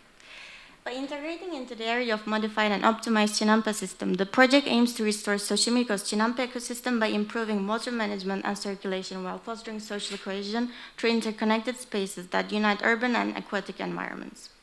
The strategies will be tested in a pilot area focusing on water management and agricultural restoration as the first phase of the rehabilitation program with potential expansion across the entire affected border. The project will be evaluated using key parameters to determine if the research question is being addressed. These parameters will be assessed through simulations and quantifiable data at each stage of the research. Now we are moving with the contextual analysis. On the footprint of the pre-existing Lake Texcoco and the Aztec city of Tenochtitlan, Mexico City was later developed, and traces of this important water body are still present both on the surface and underneath the city. Although Texcoco Lake has almost disappeared, parts of it survive. Xochimilco is one of these parts. Inlets bring water from rivers, streams, or runoff into the canal system. During a drought scenario in Xochimilco, water treatment plants distribute limited water supplies to maintain canal flow and support essential agricultural activities. The site selection focused on the boundary between informal housing and Chinampa zones, aiming to unify urban and agricultural systems with sustainable water distribution and infrastructure that supports local communities and the Chinampa ecosystem. The analysis of these flood-prone areas in the selected site provides a foundation for designing effective water management and catchment strategies. By identifying critical zones, it enables the implementation of targeted interventions to regulate water flow. The analysis of these flood-prone areas in the flow of the canals was analyzed, revealing that the highest water velocities occur at entry points and decrease significantly within the canal system. According to UNAM University, this indicates that the system behaves more like a lagoon than a true canal network. The canals are primarily a result of the placement of Chinampas within the lake.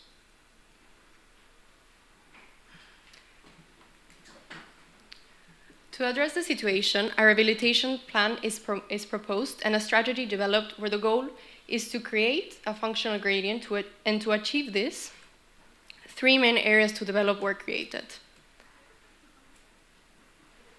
These main areas created include water management, mobility, and the weaving of the fabrics.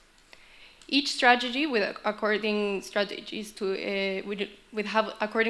ensure that the rehabilitation plan succeeds.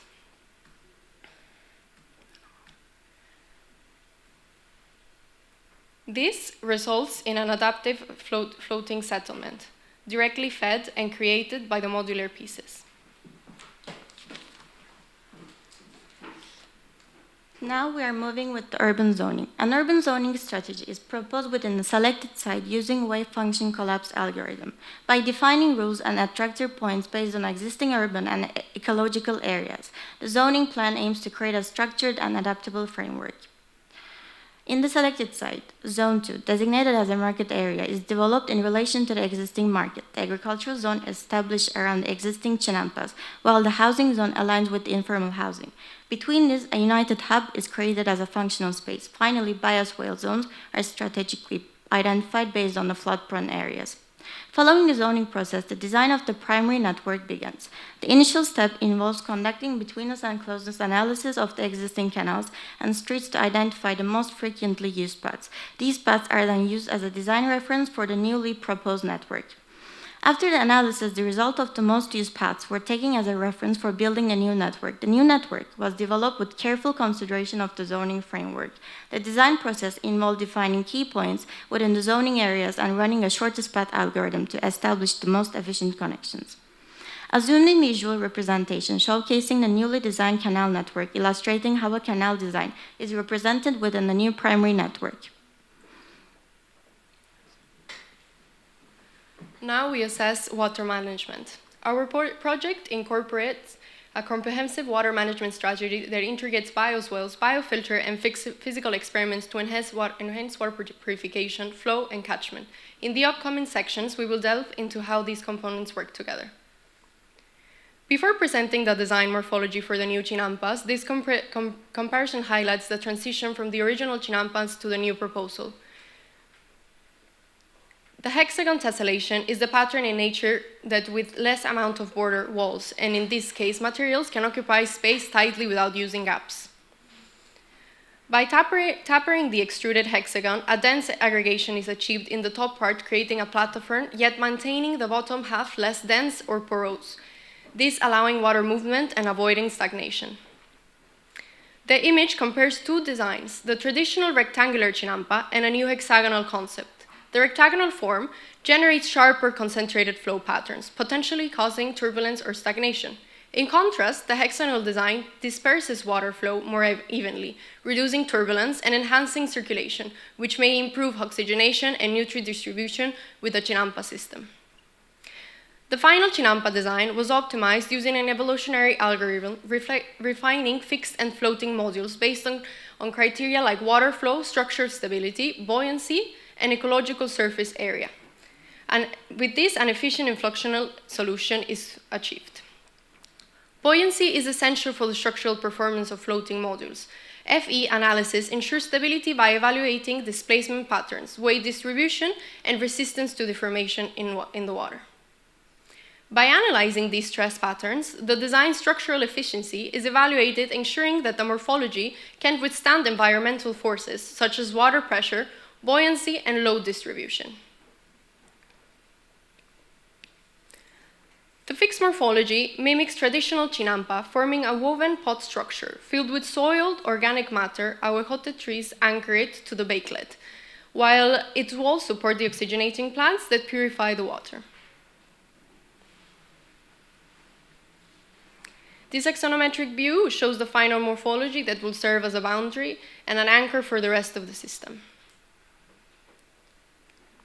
The floating morphology introduces dynamism by allowing the repositioning within the system. Utilizing a buoyant air chamber, it floats while supporting layers of soil and organic matter for cultivation, enabling natural irrigation through its porous section. Oxygenating plants in its exterior purify the lake water. Here we have a final axonometric view of the floating component. Now we address the aggregation of the new chinampa system. The aggregation forms a cohesive network where fixed modules provide stability and anchor points, while floating modules can attach to the existing chinampa. The joinery between the two employs interlocking mechanisms or flexible connectors, allowing the modules to remain securely attached while accommodating slight movements caused by water currents or external forces. CFD simulations analyze for aggregated typologies of the new chinampa design, showing improved water flow by minimizing obstructions and maintaining flow continuity. The design ensures better water movement, supporting the lake system's ecological balance and overall efficiency.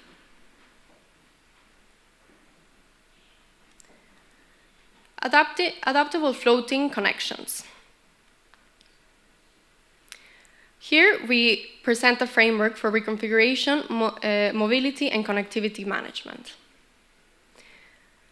The adaptable clusters of chinampas hexagonal modules act as the thermal damping systems of the selected areas of the water surface. As the floating modules are reconfigured in time, local areas of cooling are generated into the water layers. The waterbed is subject to thermal differentiation.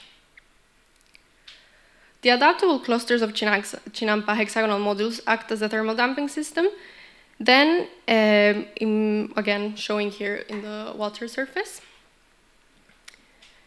The aggregation of temporary clusters of Chinampans can benefit some specific zones with selective shape. The heat island effect can be avoided while controlling patterns of thermal flow in the canals.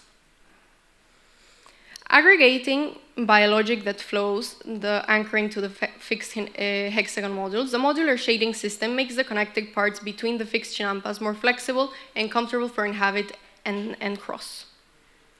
The shading devices are strategically placed to reduce solar radiation, cooling the water surface underneath. This cooling effect triggers a thermal convection within the water, where cooler, denser water sinks and warmer water rises. A sinking lake, addressing decreasing water levels in Xochimilco. Mexico City faces water shortages due to urbanization, aquifer overextraction, and land subsidence, especially in Xochimilco. Falling groundwater levels reduce canal water flow, causing stagnation and drying.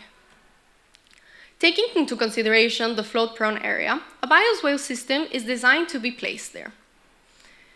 As a proactive strategy to address these challenges of the sinking lake, the bioswale design is implemented to manage water flow, enhance filtration, and promote water diffusion. This design incorporates layers of mulch, fertile soil, and gravel drainage to support stormwater management, replenish the water table, and mitigate the effects of the subsidence in the lakebed. These bioswales act as natural filtration systems, mitigating runoff and improving water quality by capturing sediments and pollutants before they reach the canals. The bioswale design prevents the lake from sinking by promoting water infiltration into the ground, replenishing the depleted aquifer, and reducing reliance on groundwater extraction. Its layer structure slows stormwater runoff, allowing gradual infiltration and improved soil hydration. The vegetation stabilizes the soil, preventing erosion and supporting consistent water diffusion, collectively mitigating subsidence and enhancing the lakebed stability. A contaminated lake, addressing the polluted inflow in the water ecology of Xochimilco. Xochimilco's canals face severe contamination from runoff, untreated sewage, and agricultural pollutants, endangering biodiversity. Urbanization and aquifer overextraction exacerbate the issue by lowering water levels and concentrating pollutants. The arrows show natural water inlets carrying runoff with pollutants and sediments into Xochimilco Lake. The proposal adds strategically placed biofilters that purify incoming water using vegetation and soil, improving water quality and reducing sediment. Reflecting on existing floating biofilters and floating wetlands, the biofilters are then created using the floating morphology. Layering of water plants, wood chips, microboard, wood straw, reed beds, water roots, and oxygenating plants is within the floating morphology. A physical experiment was conducted using oxygenator plants to evaluate their efficiency in purifying water, demonstrating their potential role in improving water quality within the ecosystem. For the experiment, 3 oxygenating plants were selected. A simulated lake environment was first polluted with specific contaminants, and the plants were introduced to the purified water. Subsequently, the levels of pH, nitrates, ammonia, and phosphates were measured to assess the purification effectiveness. After introducing the oxygenating plants, measurements showed a significant reduction in these chemical levels. The plants facilitated natural processes like nutrient absorption, nitrification, and microbial activity, effectively improving water quality and demonstrating their capacity to balance pH and reduce harmful contaminants. The biofilters are placed in a purification chamber between 2 funnel-shaped aggregations. Testing of 4 configurations was performed. Type A, with the highest biofilter density, performed best, enhancing water flow, preventing stagnation, and improving purification through oxygenation. Physical experiments confirmed Type A as the optimal design. The aggregation of these components thus creates a floating wetland in between these funnel-like structures. where oxygenating plants and wet plants ensure the purification of water entering the system. And here imagine a space where architecture weaves together the culture, identity, and community, adapting seamlessly to the diverse needs of its people. The weaving concept envisions architecture as a unifying thread, integrating adaptable spaces to foster cultural identity, interaction, and inclusivity, while blending functionality with cultural expression to nurture a resilient and interconnected community. The architectural functions within the zones adapt dynamically to environmental conditions and special requirements, informed by detailed environmental analysis. Through a truthful aggregation, the zones establish a harmonious relationship, creating a network that balances environmental sustainability with social cohesion. The Unity Hub creates a network of interconnected spaces, including the Market Plaza, Culinary Hub, Community Courtyard, Urban Garden, Pop-up Pavilion, and Storage Hub, linked by strategic pathways. These spaces foster seamless interactions, social engagement, resource sharing, and cultural exchange, promoting community resilience and adaptability. The connection between this cluster is established through floating modules, which form interactive pathways designed to adapt to community needs while responding to ecological considerations. The representation showcases the adaptive response to crowd density, where pathways can dynamically expand through the modular floating units. The flexibility of these modules allows the system to accommodate varying levels of activity. Adapted pathways responding to seasonal wind patterns. Northern winds dominate the dry season, while southern winds prevail in the rainy season. The design adjusts to minimize wind exposure or improve air circulation, ensuring functionality and comfort year-round. Here, we focus on a closer examination of a single cluster within the Unity Hub, specifically the Market Plaza. The Market Plaza incorporates foldable and adaptable modules with deployable mechanisms and sliding walls, providing flexibility for both short-term and long-term uses. These features allow users to configure the space as open or enclosed, ensuring the plaza can accommodate a diverse range of activities and needs. The dynamic adaptability of each module, showcasing its ability to seamlessly transition between multiple configurations, designed to respond effectively to evolving needs and conditions. To enhance the dynamic movement of the system, a roller mechanism is integrated, allowing smooth sliding along the overhead track channel. Additionally, the use of flexible hinge ensures effortless folding, providing seamless adaptability. The Culinary Hub, a space where people can come together to prepare and enjoy local food sourced directly from the agricultural areas. The portable kiosk features a retractable canopy, folding shade structure, and integrated seating, providing flexibility for various uses. The adjustable design allows for shade, enclosure, or openness as needed. A dynamic adaptability, the kiosk seamlessly transitions between an open, interactive state and a compact, folded configuration, making it suitable for diverse functional and special needs. To detail the dynamic movement, the rib connection bracket ensures both stability and flexibility, enabling the structure to fold and unfold with precision. Now we are moving with the market. The market structure features an organic canopy providing shade, shelter, and natural ventilation, creating a comfortable space for community interaction. The market canopy combines varied module size to create a fluid, adaptable composition, balancing large gathering areas with intimate stalls while maintaining a cohesive design. This interconnected design ensures the canopy not only meets functional needs, but also creates a visually striking and inviting space. Each module is designed to function as an integral part of the whole, creating a visually dynamic yet structurally harmonious system that is adaptable to the special environmental needs of the market. Market canopies are created by assembling a variations of half arches that populate the fixed hexagon column on its perimeter and result in arches when connected to the next column. The resulting market space creates an arched canopy made of fabrics, showcasing a flexible interface between the water network and the pedestrian network. The following sections depicts the fixed columns within the ahuete tree and the arches attached to it. And this is the final result in a testing area within the site. The following images exemplify how the project would look in this testing area. This exemplifying the market from a distance in one of the cultural boats called trajineras. Here within the market, the experience in the Unity Hub, the underwater system of the Chinampas, and this is the overall look within the night hours.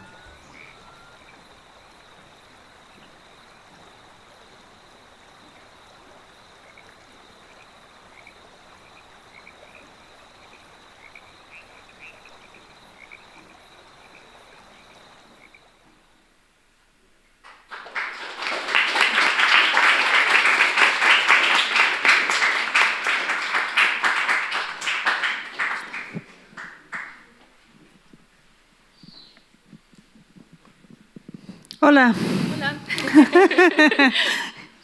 I guess you know I'm from Mexico. Yeah. Thank you very much. It's very nice to see something's been done from different eyes in a place that you know well, or I know well. Very nicely illustrated, I have to say, and very thorough. I really like the narrative and the approach. The first thing that pops into my mind of Xochimilco is its heritage, yes, all the way.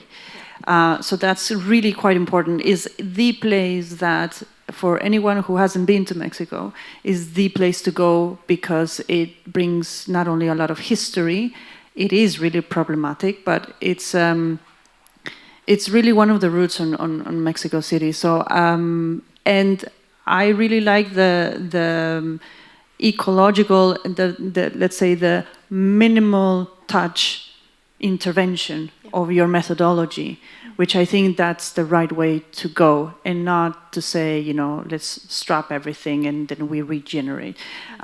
So I think one of the aspects that around your analysis that made me think is you gave a lot of importance around the modularity of obviously having to clean the water, make that a solution to have it as a reinstating the habitat.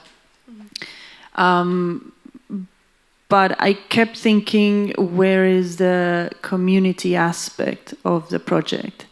And I think you detail that in your analysis really well, because you have the flooding areas, you have the informal housing as well. And yes, we know that that's problematic, but at the same time, you are creating, when we talk about ecology, it's really about doing less, more with less. Let's put it this way. It's about preserving and at the same time enhancing. And which I think you kind of illustrate that into your solutions. But in the end of the day, this is a space or part of the city that is for the city, for the community. We're not talking about a private development and so on. So I think it's really important that the impact of your solution not only gives to create new spaces like the market, which I thought it was a nice idea, but also what that could bring to its local economy, to the residents, and therefore that could potentially create a bigger impact, let's say, on having to re-enhance this area. Especially for communities that are struggling, but they know their worth in their job, in their farming, and I think that aspect of the community can really be of huge value into reinstating this. So I think, again, the aspect of the community perspective, it would be nice just to emphasize, or you know, you ended up with a nice video and actually with this very fiesta song, but that is the culture. Yeah. So don't bring it just into the music, bring it into what could be reflected into this. Mm-hmm. If I'm honest, I wasn't too convinced about your Unity Hub. Because I think that walks away from the actual character of the place. Yeah. And Chinampas, Chinampas are unique in the world. There are no others. Yeah. So I would have loved to see something that reflects the actual character and the history and the colorful aspects of what is Xochimilco into those solutions. Yes. And also is the fact that it's very touristic. Mm-hmm. So the aspect of tourism here, again, that's an impact. I think the economic impact of reinstating this place is very important, and on the community side as well. Mm-hmm. So I think your ecological approach is right on point. It's very, very down into even testing on the waters and the plants, etc. So I thought that was very nice. So congratulations for that, and yeah, it's a nice ways to look at it from the upper levels and also the underground habitat. I think it takes a lot of time. And last but not least, it is Mexico City, so one aspect just to consider in these solutions is earthquakes. Seismic activity, yeah. Which I probably is one of the key considerations as well, to try to mitigate that. High, sea level rise as well, because it's Texcoco and the lake does have that problem. But I think seismic activities just to bring into the table as well, because it is important. But otherwise, thank you. If I may address one of the comments that you made. The Unity Hub, the entire plan is a rehabilitation plan that would take several years. We decided to start more with the underwater, since it's one of the very primordial problems in Xochimilco, since the water is extremely polluted. But we do want with the Unity Hub to include more the Chinamperos, also known as the farmers of the area. We want to include them in a sort of way that Arcatierra is doing. I don't know if you heard of that project in Mexico, that they're trying to bring all of the Chinamperos into a cooperative space so that they can provide them with more like a facilitated way of producing agriculture. So our Unity Hub, beside the part of the social aspect, we also wanted to bring that facility for the farmers and the caretakers of the Chinampas, essentially, which are basically the soul of entire Xochimilco. And of course, some things can be further developed also as a housing program, because we do think that there should be a mixture between the two fabrics while also respecting the Chinampas that are existing there. But that would be more a thing to be produced in the future in the rehabilitation plan. Thank you. Great. Do you have any double questions? That was very nice. Really enjoyed the presentation. I kept thinking, because now the prototype has been developed, and I think very nicely, and the work has evolved a lot, which is, again, very nice to see. And there was a moment, maybe I didn't catch a previous presentation today, that you said that basically it's a lake, and the canals are just a result of the infill. It's not really canals. And then when you keep growing in scale, and of course, if you're from Mexico, you guys know better, but the general knowledge that we kind of have from these years of research going on in this area is that it's a larger territorial problem and so on. No? So all of a sudden, I was wondering how your, let's say, project tries to tackle a larger scale with a very small one, and how the prototype would differentiate itself. Mm-hmm. And maybe there it's where I find that there's still a road to take that you could push in the future. I'm not asking it for it now, but as a sort of, and I think it's good that projects are open to continue to evolve, so it's not a critique on lacking, but more on continuing. Because in the end, the prototype has like two versions, the anchor and the floating, and the anchors kind of generate a perimeter. So it's very much about infilling again. But what about degrees of surface operations that involve underwater pressure, but not necessarily water, literally as with fishes, the less kind of nice image one, but the one that is pushing the earth up or generating other problems. I'm not an expert on that, but I guess ideologically there are different areas.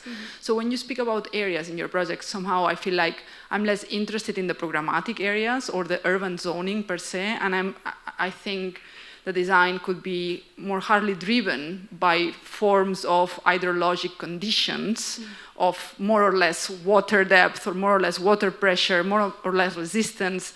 So there is something there that, in a way, we tend to look at that as urbanized. So there's a bit of a paradox. You're saying urbanization produced this problem, but then you operate within the realm of the urbanistic codes to continue to build a project instead of changing the game in terms of what is your other analysis.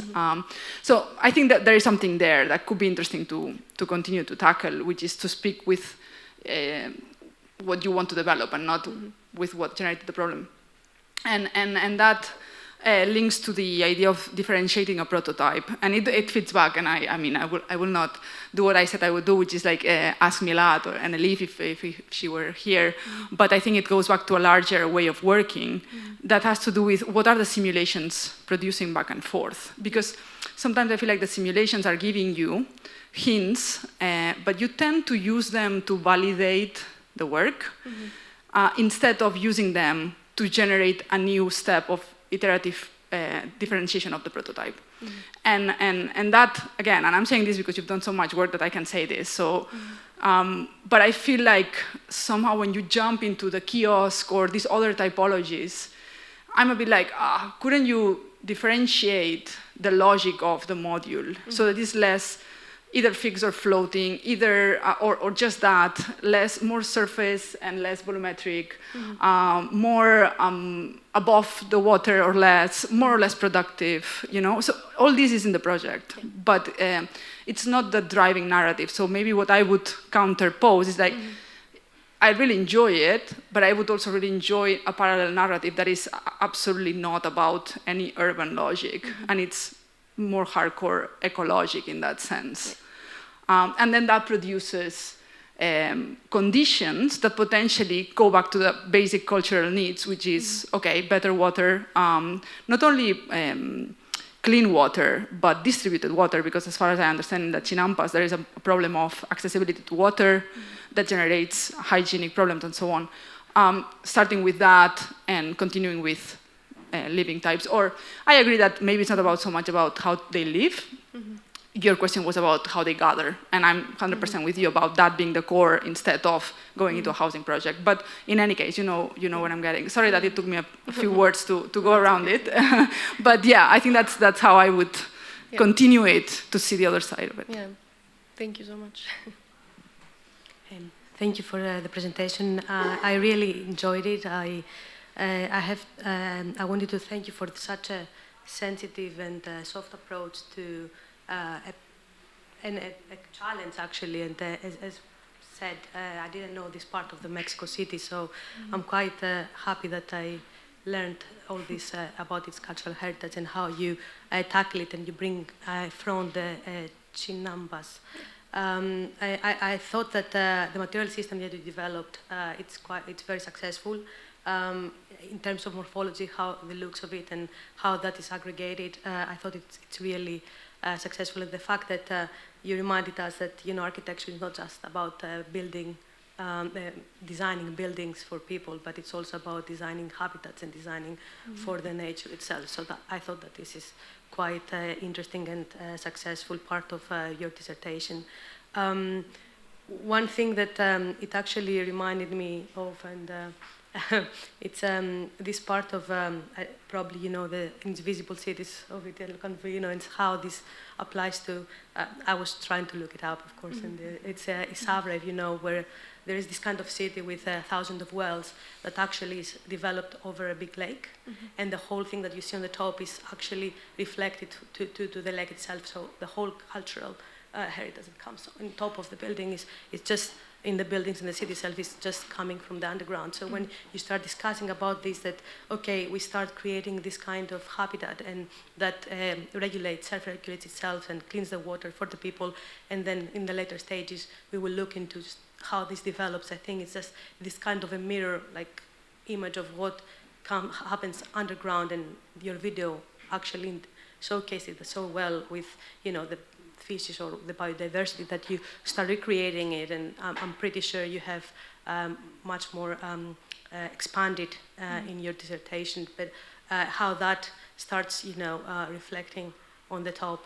While I don't know, of course, the actual intricacies of the architectural intricacies of the Mexico City, I thought the idea of the concept of gathering the water and using that as a canopy, like similar to how the jewel is working in Singapore, right?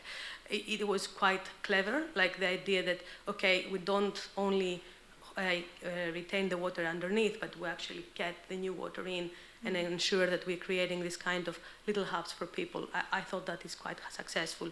Of course, you can expand more into the actual architectural language of it.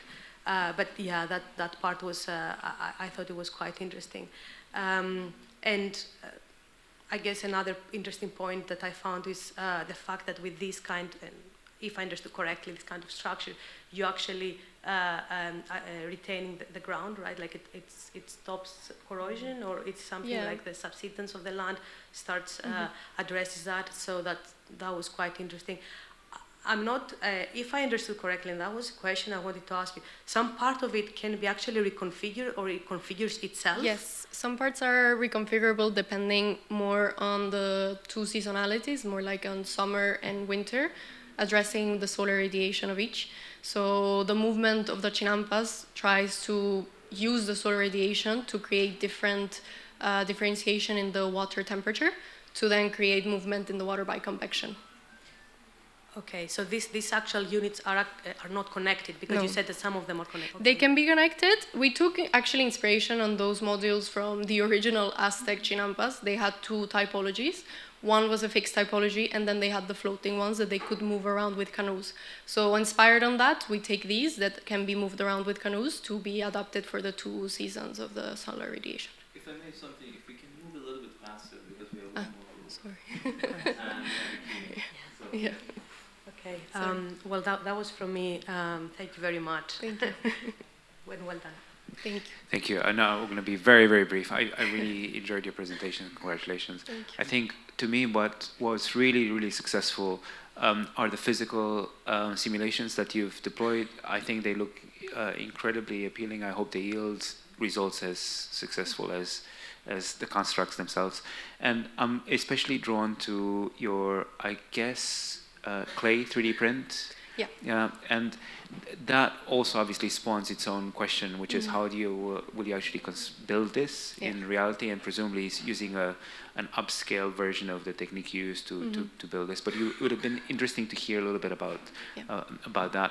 And I also want to just very, very briefly echo your comment about the typological differentiation, because that can also be deployed in a way, not so much, there's so many things to bring light and air and porosity in the areas that are covered, but also not to, and maybe shift a little bit the emphasis, not to construct this archipelago for human occupation. I'm sure that's not that's not what you're saying, but maybe even flip it around in a slightly different way to say, actually, it's the humans using this construct that are actually helping to amplify the biodiversity, to help amplify the dynamism of the water currents and so on, and break away from the stasis. So it's actually, it's using purposely human movement to kind of do all the things below grade that you are considering. Anyway, very, very good presentation. Thank you so much. Yield the mic to the next. Thank you.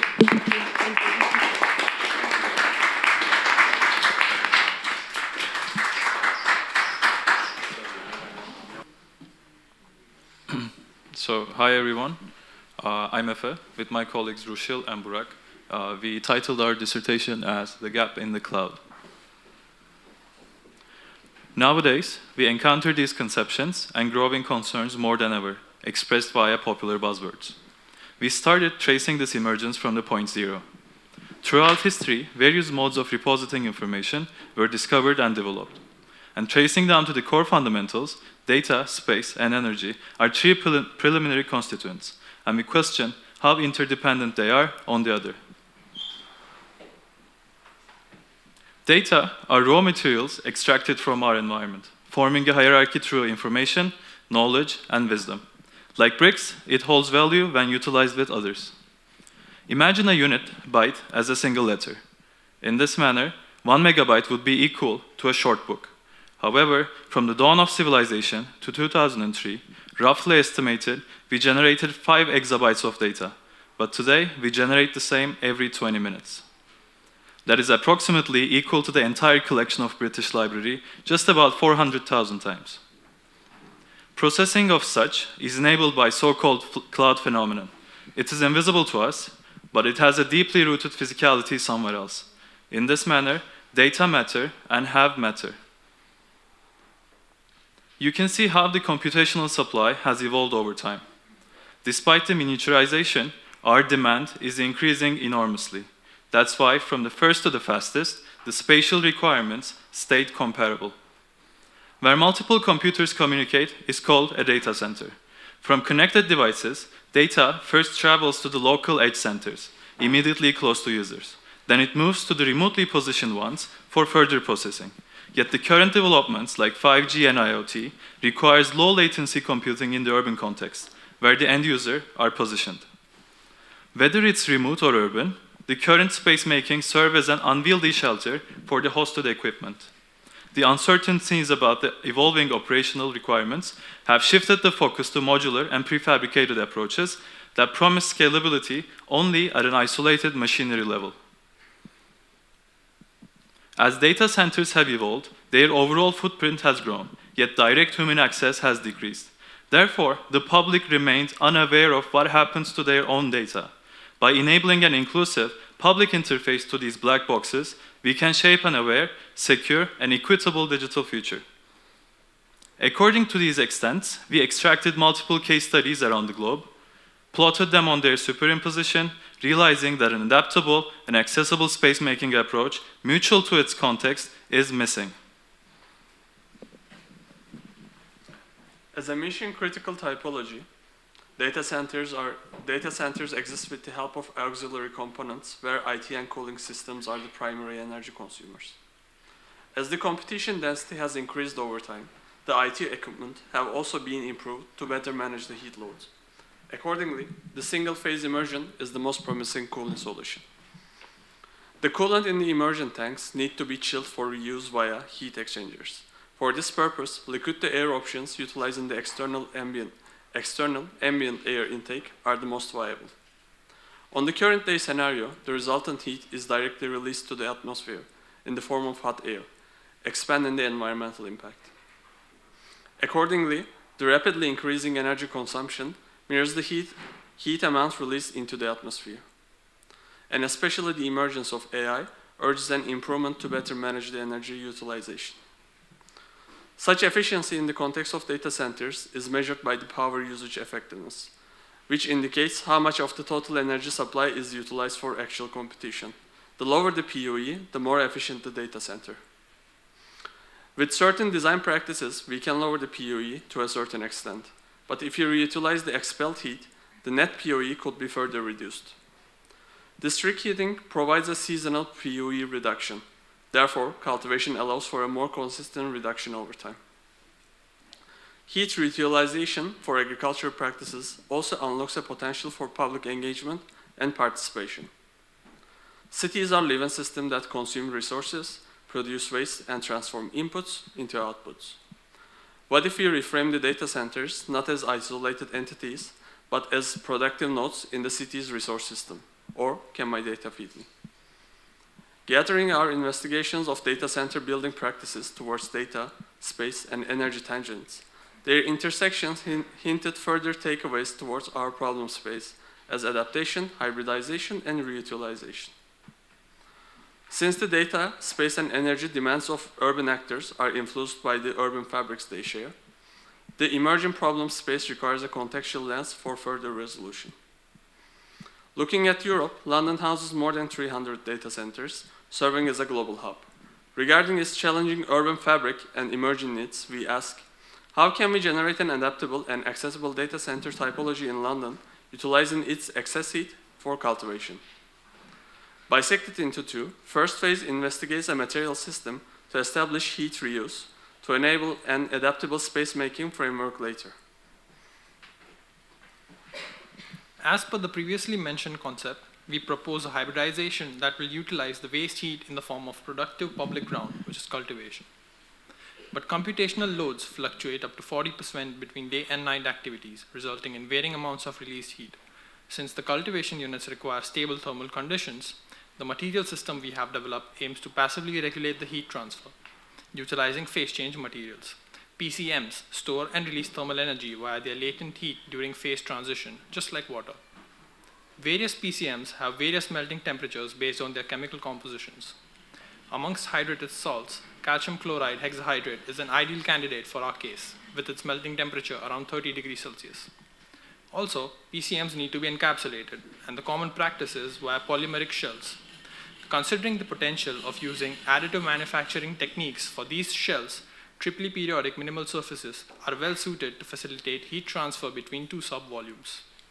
Studying various surface and its Boolean configurations, we conducted CFD simulations informed by the waste heat metrics to compare various types of surfaces. To further control the porosity and combine potentials, we've implemented parameterized grading and blending operations. Informed by its adjacent species, we've introduced an adaptive panel configurator to effectively regulate the heat transfer. To really assess the heat retention impact on real-life scenario, a proof of concept experiment was conducted. Records were taken and temperatures were measured. With the use of PCM, the desired temperature range was maintained around 1 hour. However, the material system we have developed lasted almost 3 times longer, demonstrating that it can effectively regulate the heat.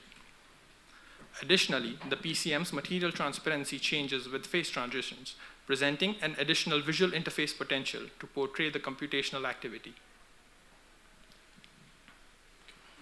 Enabled by the material system, second phase investigates a context-aware, adaptable, and accessible space-making. The heat generated in IT is released by the heat exchanger and finally absorbed by our material system insert, regulating the agricultural unit. These essential connections between the fundamental units provided the smallest root network that multiplies till the projected computational demand and its agricultural potential are satisfied for the current day and its required growth for the next 15 years, which spans the data center's operational life without a major refurbishment. In 3D space, to enable such spatiotemporal shifts that maintain the network, we investigated cellular packing. The adjacency between cells should facilitate planar faces for the architectonic and material system inserts. Amongst many, the truncated octahedra, being the most efficient space-filling polyhedra, stands out with a triangular network that is as dense as twice compared to the cube. By selecting the unit volume shape and scaling it to habitable proportions, we further divided the volume into 2 parts to enable with a larger accessible space as well as more space-making possibilities. This also allowed the possibility for more complex topological relationships. In these half-truncated octahedrons, the space can be further adapted based on specific requirements, with IT, heat exchangers, agriculture, and the control center being the primary functions. When these spaces come together, they begin to form larger interconnected volumes that adapt and respond to their immediate surroundings. By treating as 2 different space-making objects, surfaces of each object are construed as connection points or handles. A specific type of handle is allowed to connect to one or more same or different handle. This is the established rule of connection. A pool of possible connections based on these handled rules is generated to understand the implication of each specific rule.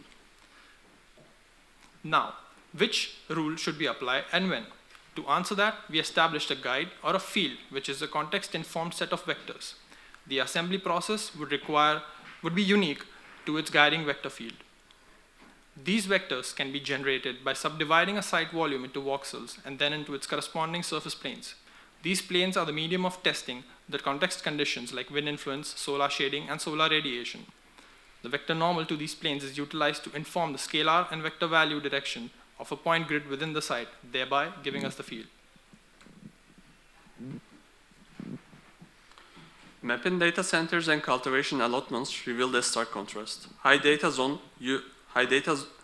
use zones lack food production.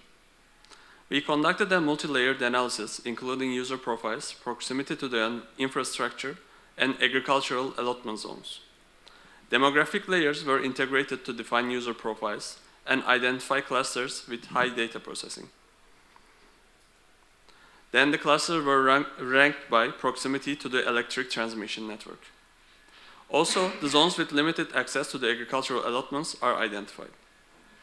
The initial site selection process identified Islington with a vacant plot as a promising development location. The field specific to this site was generated and optimized. Pulling data from the past data of growing data, starting from the context and its demographics, we generated a prediction model for the overall space requirement and the functional distribution at Tn. With this contextual data, we assess the generated assemblage and its network system. In this empty but fixed proportion of canvas, using programmatic hierarchy, we designated programs to each of spaces in the assemblage. Starting from the core for stability and public plaza for interaction, we used k-means clustering algorithm to subdivide the remaining spaces into clusters, which would perform as mini data centers, each having its independent functions. Heat exchangers were assigned as per their proximity to wind exposure and sequentially, agriculture, IT, and remaining power units with their corresponding relation as per the hierarchy.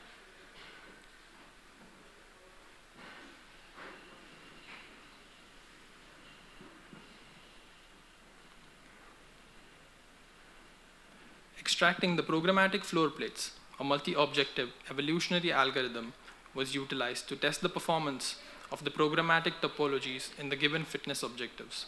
The most optimized solution was selected for further development.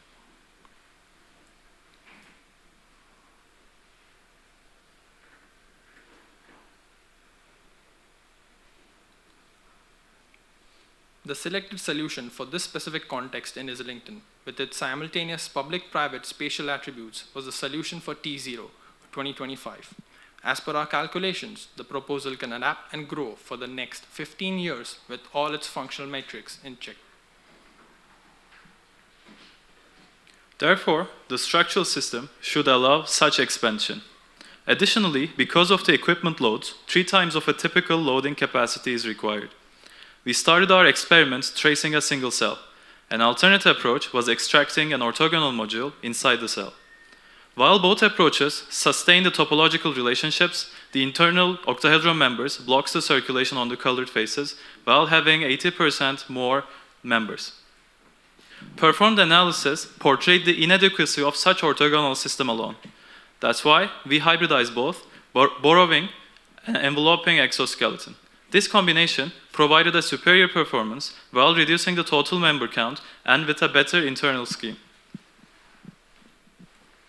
Utilizing glulam for orthogonal members combined with a steel exoskeleton, we applied BESO and beam reduction optimization simulating the T3 condition.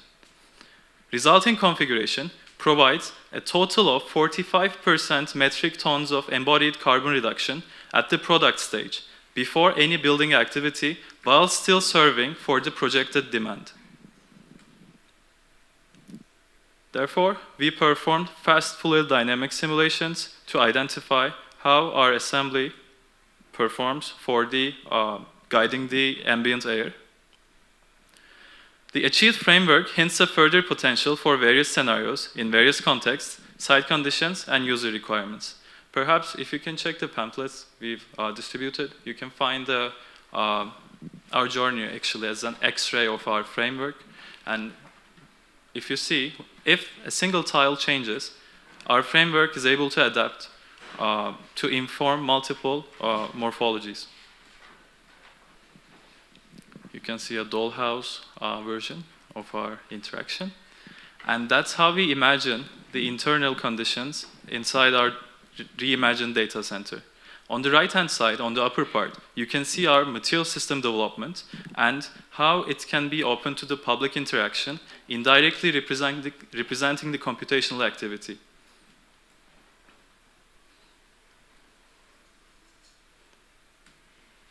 The ground floor, open for the public interaction, such like farmers market we all know.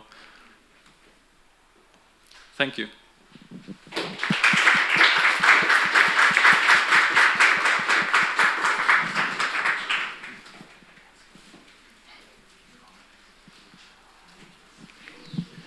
Yeah.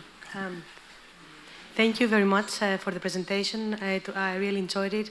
I really like the fact that you took something that it's not considered even an architectural space, normally like a data center, to actually try to rethink about it. And the fact that you're using essentially waste, heat waste, and how we can regenerate something out of it. Something that I didn't understand, or maybe it was a question for you. You created this module that uses the actual the IT module, as you named it, for the data. That's actually the actual data storage that's connected to the cloud then. And that's the units that essentially would be, okay, so what I would assume, that, I mean, in the end you came up with this kind of building, data center building, which what I thought it was quite interesting is that the modularity of it and the fact that you're creating this small module, which I would assume or expect it to be part of, I don't know, something that you can actually install in the house, in houses or in buildings, and just start connecting to a central location as a cloud. So instead of creating, like, removing this holistically, this kind of idea of data centers in buildings with this kind of modular system that can aggregate itself and, depending on the needs, connect to a different location, you know, instead of just going through and saying, okay, we're going to create this building somewhere or in London. Like, I don't even think that you need to connect it to a city. I understand the need of creating something in a realistic or getting data out of to define what is the size of it and what have you. But instead, you could just, you know, take 3 cities or something and just so, well, that's what you would use for this kind of thing, or that's what you use for that kind, and then you just create this kind of network of these spaces. So that was my main point. I thought it was very successful, the fact that you went through something that was heavy computation, from my understanding, in order to see how the heat, how this material system that you developed addresses the heat, and the fact that, you know, you created something that is much more, performs more effectively than what we have already, which I thought it's quite nice, and in terms of configuration, it's nice. But yeah, thank you very much. I mean, that was my main point from my side. No, it's super interesting, guys, and I think it's full of very nice ideas during the whole process. So I kind of picked on many in there. And I think also it happens with all the groups that you guys go on and on in a way, you know, and there are moments where one wants to stick around some ideas a little bit longer and in depth. But I think that's the nature of the process. With you, I wonder in a way, what type of building needs to emerge from the research and all, no? Because it starts being very abstract. It's about almost pure quantification of something that happens in a very small infrastructure type of thing, and then you're trying to grasp it, and you do that by means of comparing and graphing it and so on. And I kept thinking, okay, how are they going to translate the quantities, no? And when you started with the field of vectors, that is one of the things that I really enjoy. I think that there is an idea there that is a project on itself, and then because you kind of want to arrive to the rendering, I understand, but there is something there that's still to be worked out, because there was a moment where I thought, okay, this is not necessarily a building that is fully inhabited. It is some sort of artifact that has a lot of heat, that it will have some weird transparency, that it operates in different degrees, and then you said it also relates to these environmental factors. So in a way, when you populated it with this module, that also you kind of hinted it would have like a sort of topological condition, and then you slap it. And the moment you slapped it, I was like, oh, okay, wait. I'm not sure. I mean, I have to raise kind of my question here, is like, why would we need to all of a sudden typify it, slab it, and so on, right? And I think still, even if you do that, now you could reconfigure the project as per other readings that emphasize other questions. I don't think it's a slab system kind of building, because the structure is not, and so on, right? But I say this because in a way, there are moments that are kind of, they conventionalize the methodology that you are inventing. And I think that is one of the more obvious ones. And when I look at this, I kind of wish that the building were not accessible at certain points, maybe that had a differential proportion problem, where things that are not accessible then are hotter, places where it's so hot that humanly you wouldn't want to be there, but then it preserves certain species or certain just releasing the energy, because in the end there is a sort of side to this, which is, aren't you offsetting heat from something that is a machine that keeps giving? And it comes back to your first observations in a way. That is somehow problematic, but it's also reality, no? And then you operate in the in-between, trying to produce something out of that. So in a way, do you need to produce an inhabitable space necessarily, or this sort of place where things go to burn up or be cooled off, and inhabitation is more mediated than that, no? That would be my kind of, curiosity to see if you didn't have to submit in a sort of this format, if the building necessarily would have to have this resolution, and if all the material systems that you quickly invented, that I think have very good intuitions, because they are like sort of louver systems that are like tubes. No, everything is like tubey. So I think, anyway, I think it's very interesting. I just have kind of these moments where I think there are jumps, and maybe I would be more radical if I could give it another iteration on that front. Thank you so much. I really enjoyed the presentation, and I love the subject matter. I think this is probably the first time where I've seen such a comprehensive survey of data in London. I was very, very surprised by that, and also the fact that London, a place where real estate value is so high, to have such a density of infrastructural space seemed very surprising. I agree. I think there one statistic that again seemed really kind of interesting is that you talked about kind of our insatiable appetite for data that basically proliferates these kinds of spaces, but also that actually the total volume stays the same, because we have this kind of incredible innovation that minimizes the equipment. So the kind of the miniaturization of those spaces that are fundamentally hosting data that's a given. And what's interesting is that if you look at basically in the space from the sort of 70s to now, which is basically roughly the design life of a building, we have very, very different requirements for what's actually being hosted inside. So to me, I think, I agree. I think there are kind of two spaces here. One that allows this kind of flexibility to actually swap and change and so on. And then there's a space that's basically a non-human architecture that talks about essentially heat rejection or creating kind of the possibility of an alternative biome that deals with heat. You know, I'm thinking about kind of the bacteria that thrive in volcanic you know, chasms at the bottom of the ocean or something, you know. I mean, it could lead to something completely different, you know, because at the moment, I think that joining together everything creates a lattice that's very constraining, because fundamentally it's assuming that people and machines that kind of don't change with time will always be the same, but actually that's unlikely to be the case going forward, right?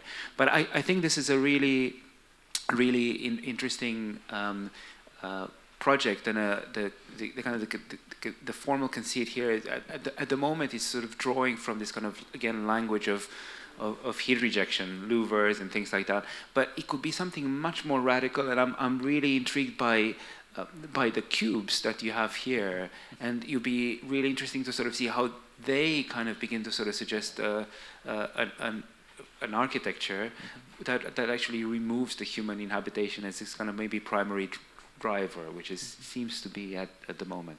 But I can only congratulate you for the subject matter and the topic, and I completely am aware of how many ingredients are there that are kind of compelling you and drawing you and moving you forward, and it's very, very difficult to decide, and actually sort of between the three of you, kind of what's worth pursuing and what's not. But the synthesis is very, very appealing. Thank you. Yeah, thank you for that. I mean, I agree and echo all the comments. I'll keep it short. It was very, very nice presentation, and actually the topic was quite illuminating beyond data centers in London. So that's quite unique. So it's a very nice topic and an interesting one. I think for me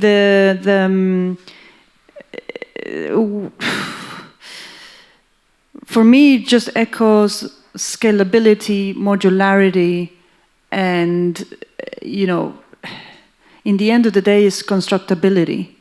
In all of your process and analysis, and I think that actually that image reflects that. You know, it could be a dollhouse at the same time you're within that, and then you're out. So I really love that.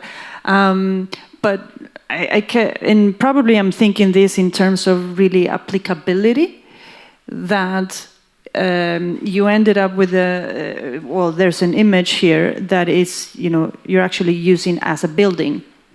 And I go back to the same thing, you know, if you would do this as a building, why the shape and form? Even though I do appreciate the whole result and the process that results to that form, that takes place and why it should be. And the other bit is the materiality. I think because it's modular, because it's scalable, and I can only think about the level of embodied carbon in this one, and the type of. So I'm just thinking in your, you know, sort of mind and all the process. I really love the fact that you actually analyze to come up with these solutions, but in the end of the day, I think the aspect of materiality to give it a more a sustainable approach to your process, I think it would be, you know, a nice way to and it's not just because, you know, it's there and we did it and it's, you know, and you can turn it into a building with it that kind of weird, you know, shapy forms, but it's actually has meaning to it. It has an impact, and I think those areas is quite important, especially in your case. So I think that would be. But congratulations. Yeah. Thank you. Thank you.